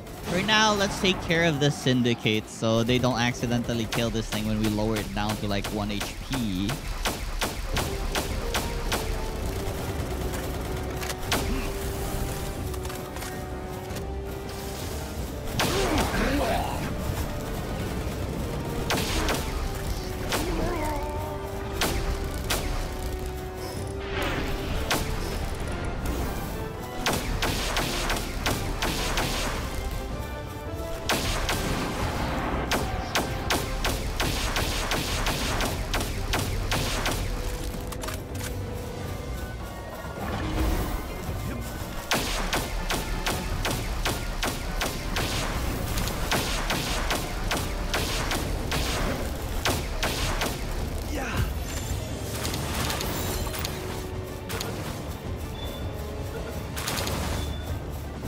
Alright, we got the Xenoguard. Let's go. Next up was the graveyard in Sakurajima, where the Soothsayer was. And this thing actually drops crude oil. I never knew.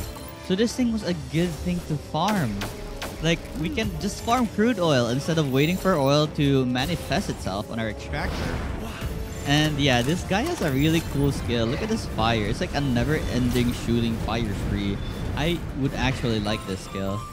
I actually farmed here for a bit. My plan is just to catch enough that we have both male and female, and we can breed them and, you know, butcher them for the oil. Next was fighting the Noclem again because, you know, previously we accidentally killed it.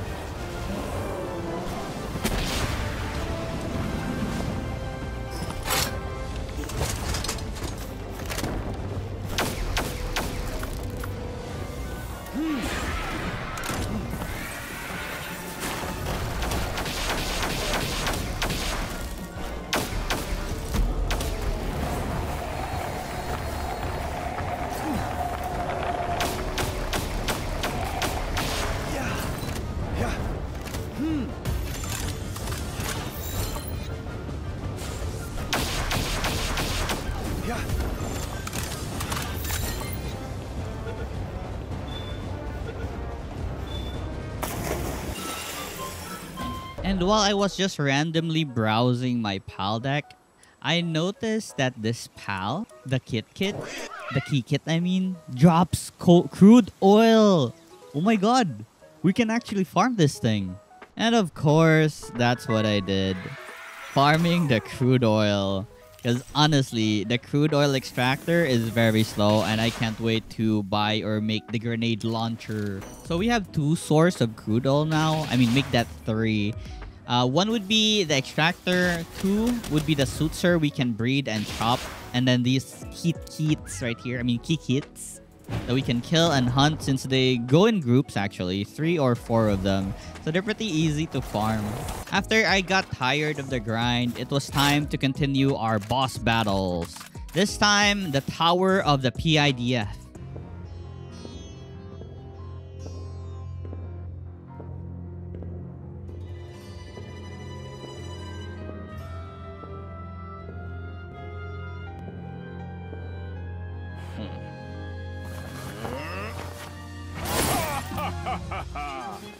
Wow, money.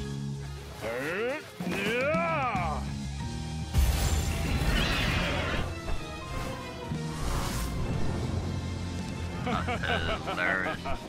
I hate flying knives. Oh yeah, I remember the other one was a shadow peak as well.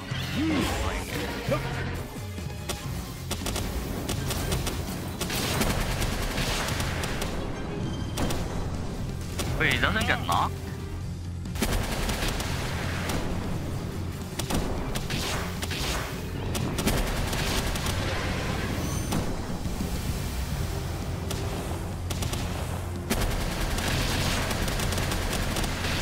Wow, I guess I'm over leveled for this. Where's this guy?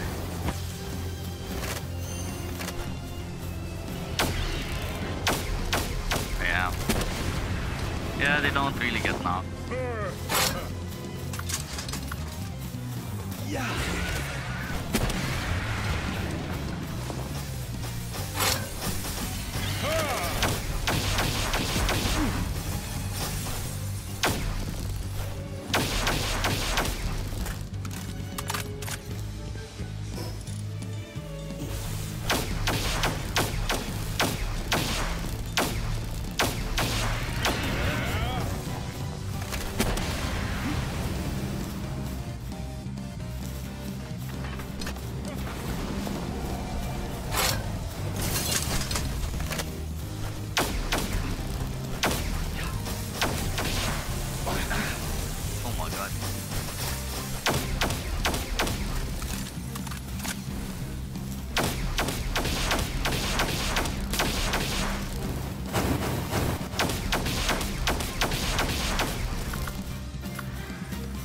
Oh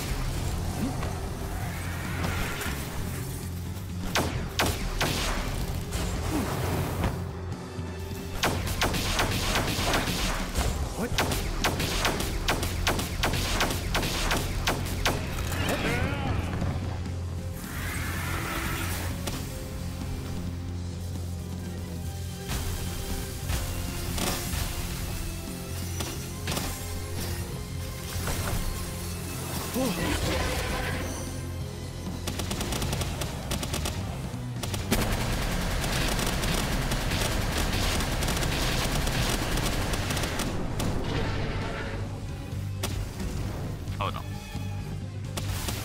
Oh, okay.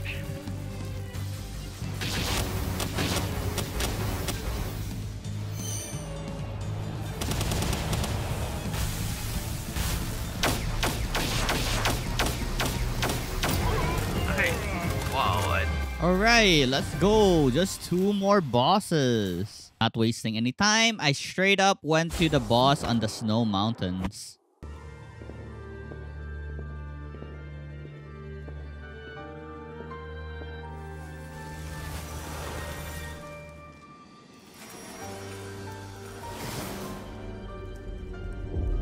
Huh.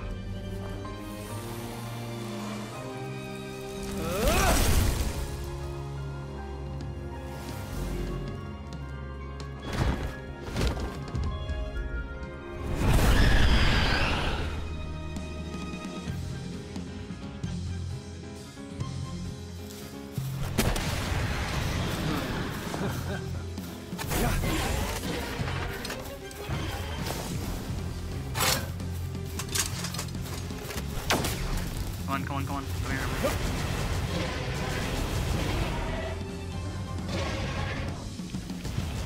Oh my god, the dragon's actually dying.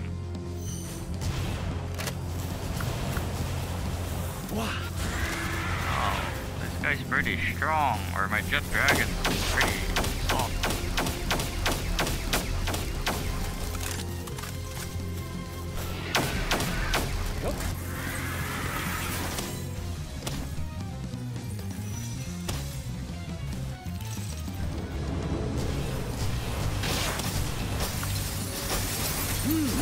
Alright, so yeah, do your thing, poison this thing.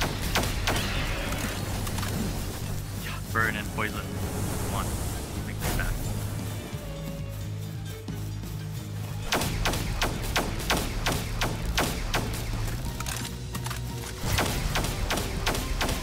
Oh my god, Philaris, you're dying. That was really strong.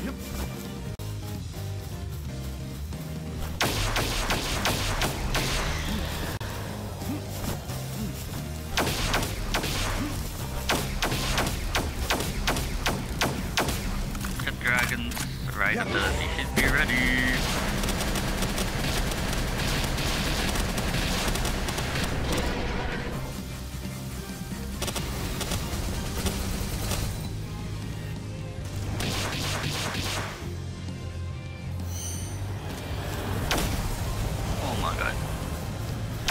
pals are so soft. I'm the one that's tanky. Wait, oh my god, I forgot to craft ammo for my laser rifle. Oh lord. What skill was that? That was really strong.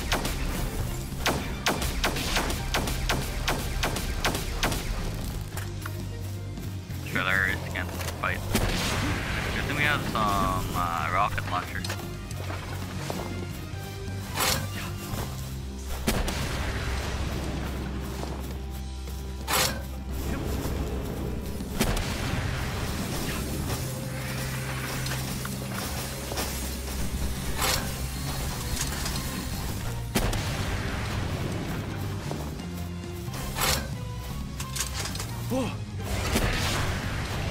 God dang it, we still have like 120 HP in this thing.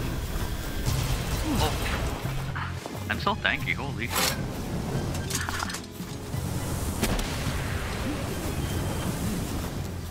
Wait, 7 minutes. Can we do this? I really ran out of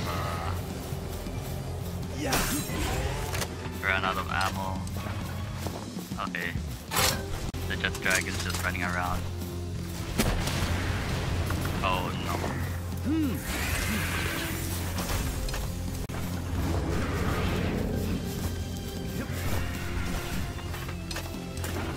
Reload stuff.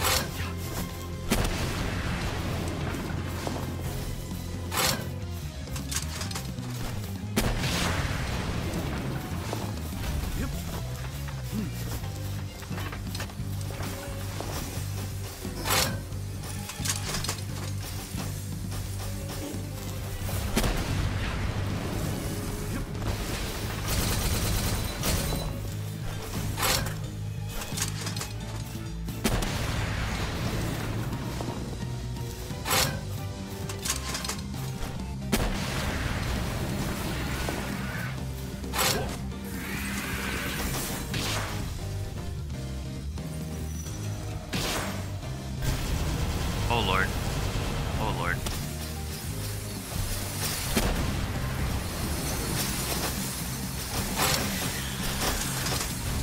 That's an additional 20%. That's fine. Alright, Polaris, do your thing. Poison. Poison flame. Yeah. Nice, 200 per poison tick. I should get its attention on the other. Oh my god, it's the skill that hurts a lot. The light beam. It's like a Gatling gun.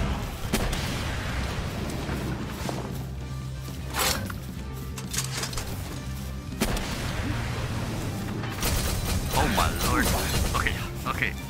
It penetrates my defense, but my shield just regenerates. There's nothing to worry about. We have 4 minutes left. We gotta rush this.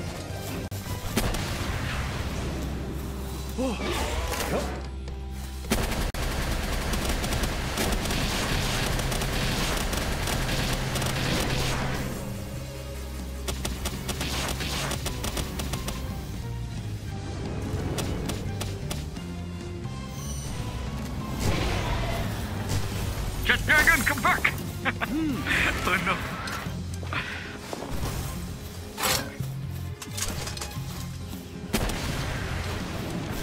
Died. Ah.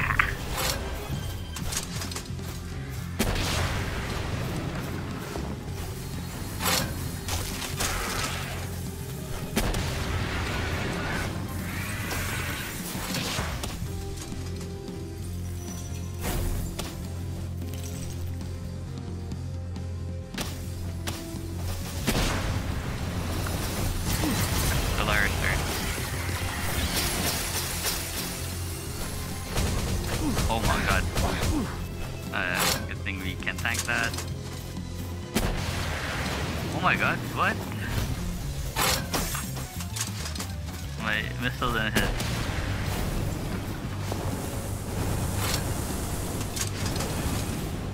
Okay, 3 minutes left. Ah. Don't have a shield anymore, but I'm still 7k HP strong.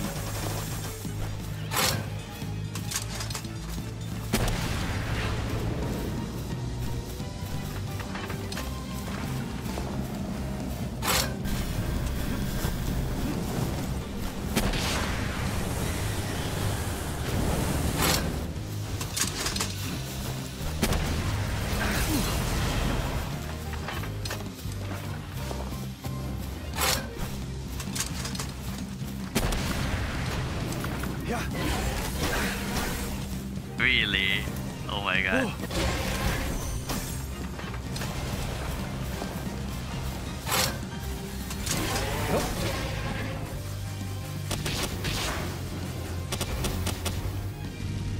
I'm kinda scared. Oh my god. The dragon don't die. I don't wanna wait till you live. Oh my god, his butt. Okay.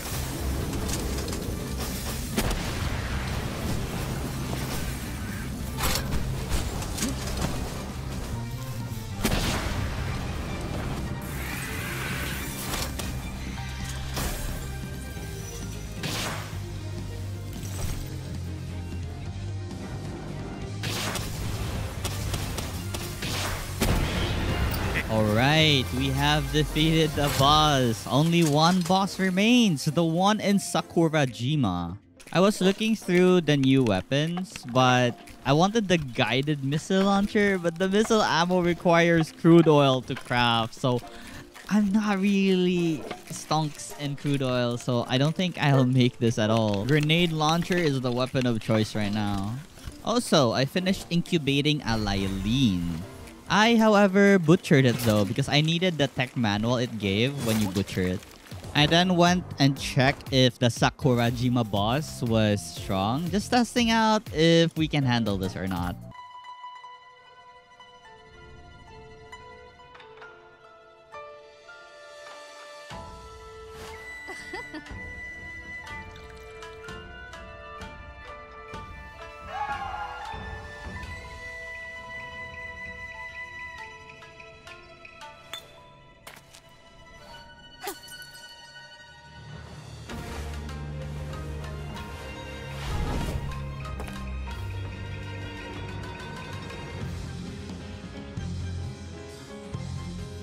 Okay, let's go. Oh my god, the damage is so cute. Oh my god, my jet dragon! What? Holy! It's dying! She's not that tanky though.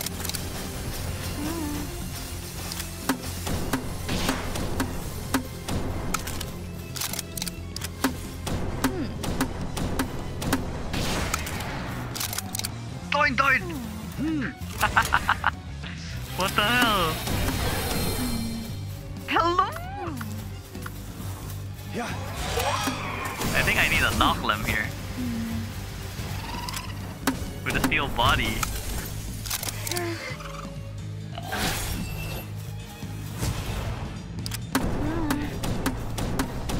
No way. You know what? I'll just fight this myself. I don't need my pals.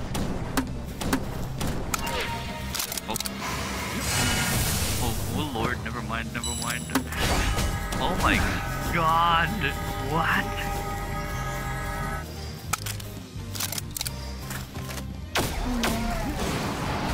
Oh lord.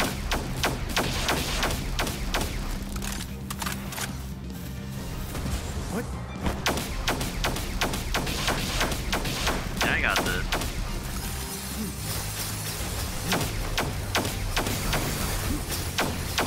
Oh my god. Wait, what the hell? Okay. Not again.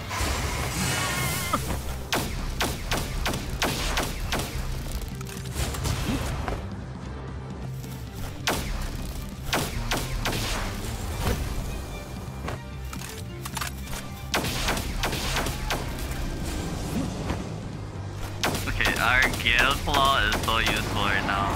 Ouch.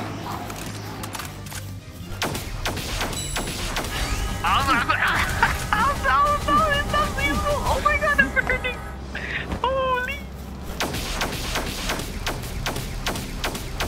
I don't think I can beat this. I'm gonna burn to death right now. What?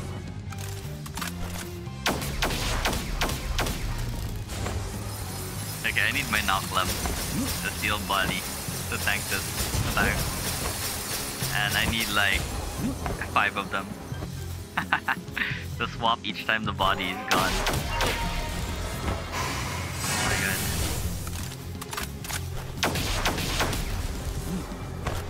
My shield is regenerating though.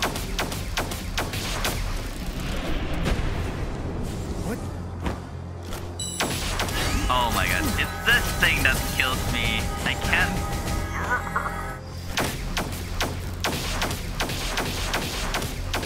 Yeah, I don't think I can defeat this with the time I have. Alright, just kill me.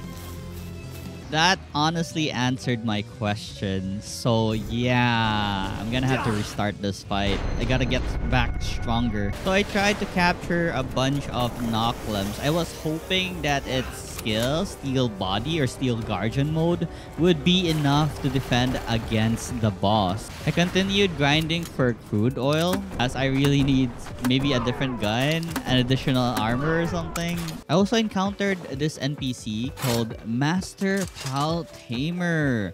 Alright, when I spoke to her, she wanted to fight me. Sure, yes, okay, let's fight.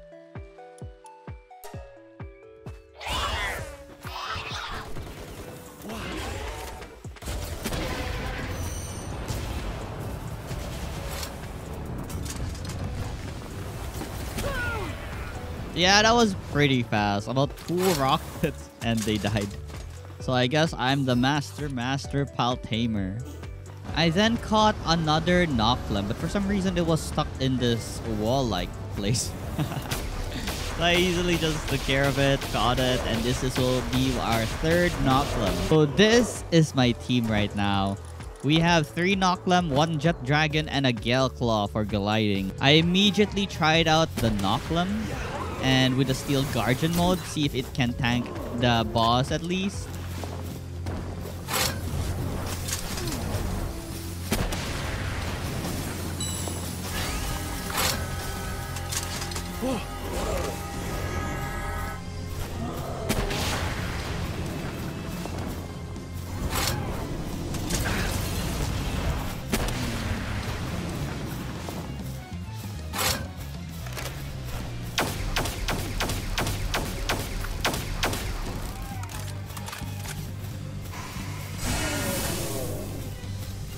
Well, it went well at first, but yeah, it wasn't enough at all. I still lost this fight. I honestly tried this fight a lot of times. I even finally upgraded my pals. I never really did this except for the attack on my Jet Dragon. I have a lot of souls just waiting to be used.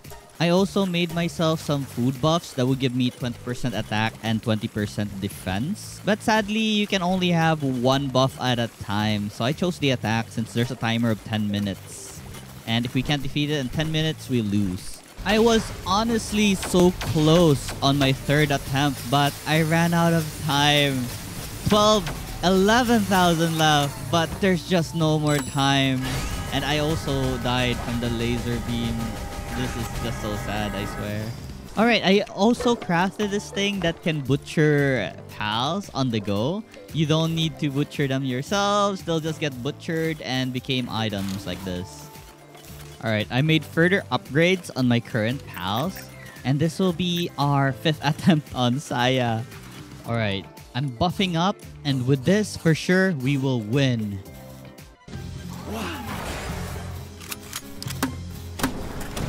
Okay, I saved my Centaur. I mean, Necroman. That was a deadly skill.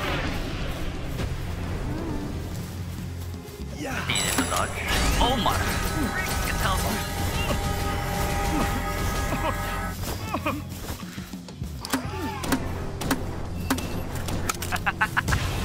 Why?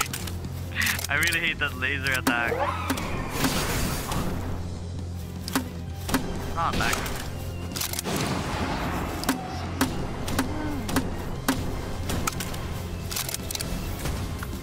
Good time.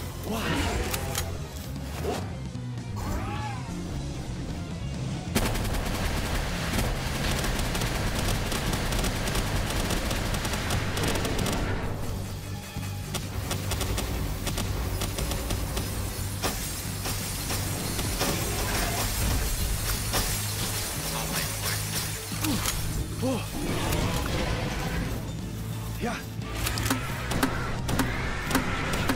Oh, yes, I saved my Crystallion. Oh my god, that was close.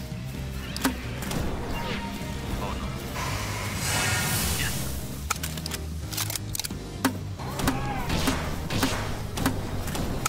No, Calarius, come back.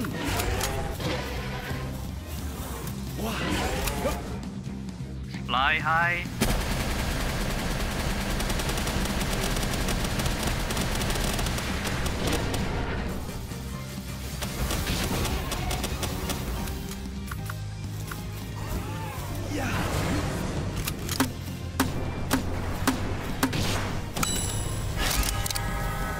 Oh, thank God.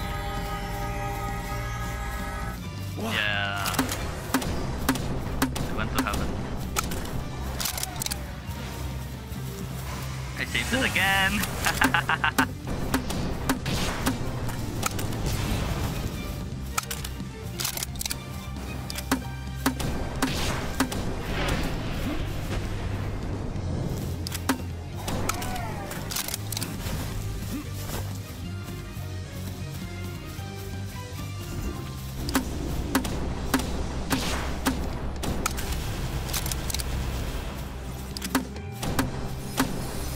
Oh my God.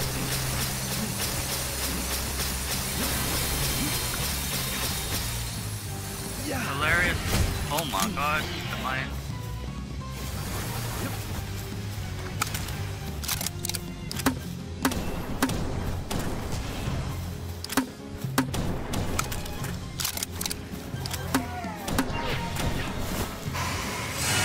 Oh no, it died. What the hell?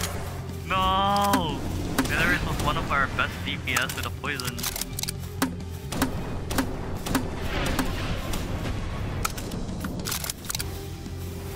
Seconds on our Jet Dragon.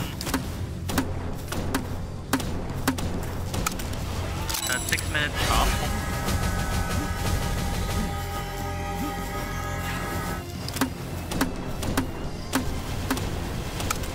So on the 6-minute mark, I'm gonna summon my Jet Dragon to raid with the missiles. Massive damage. Necromus is in trouble, we need to save it.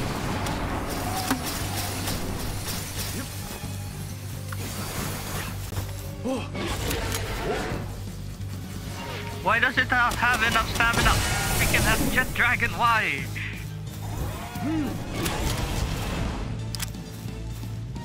I just recently released it and didn't have any stamina at all.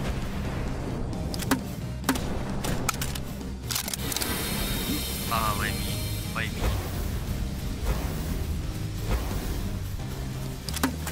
Oh, I saved it.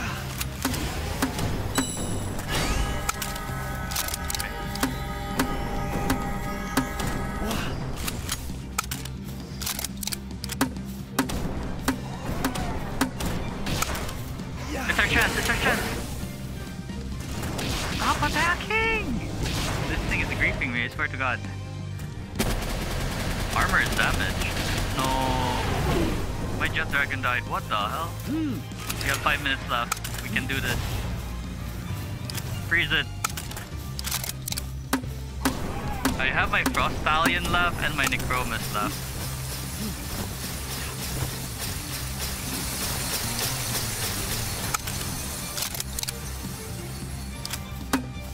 My armor is broken, so I have no defense right now. Oh. I can't get it! Nice, good job, Stallion.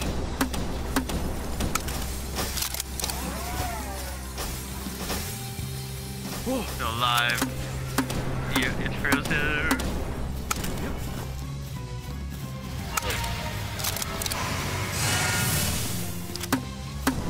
That was easy to dodge. Oh, okay, for Stallion to die. Just one more pal left. Necromus. You're my only hope. Do something. Do something great. Make me proud. 24k left. 24k left.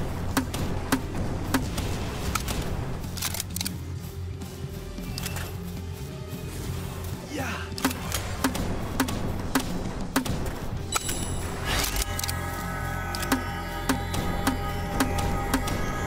Hmm. 17k left. Okay, I saved them again. Ooh, so good. Attack! Bro! Hey, you have like 2 2-second cooldown kill and you don't attack?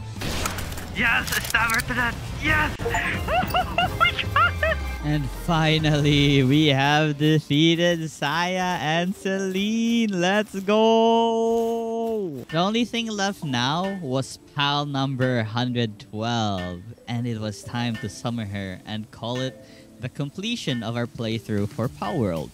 For this was day 200. So, I summoned pal number 112, which was Belianor. Good thing it's only level 30 though, so we're not gonna have a hard time.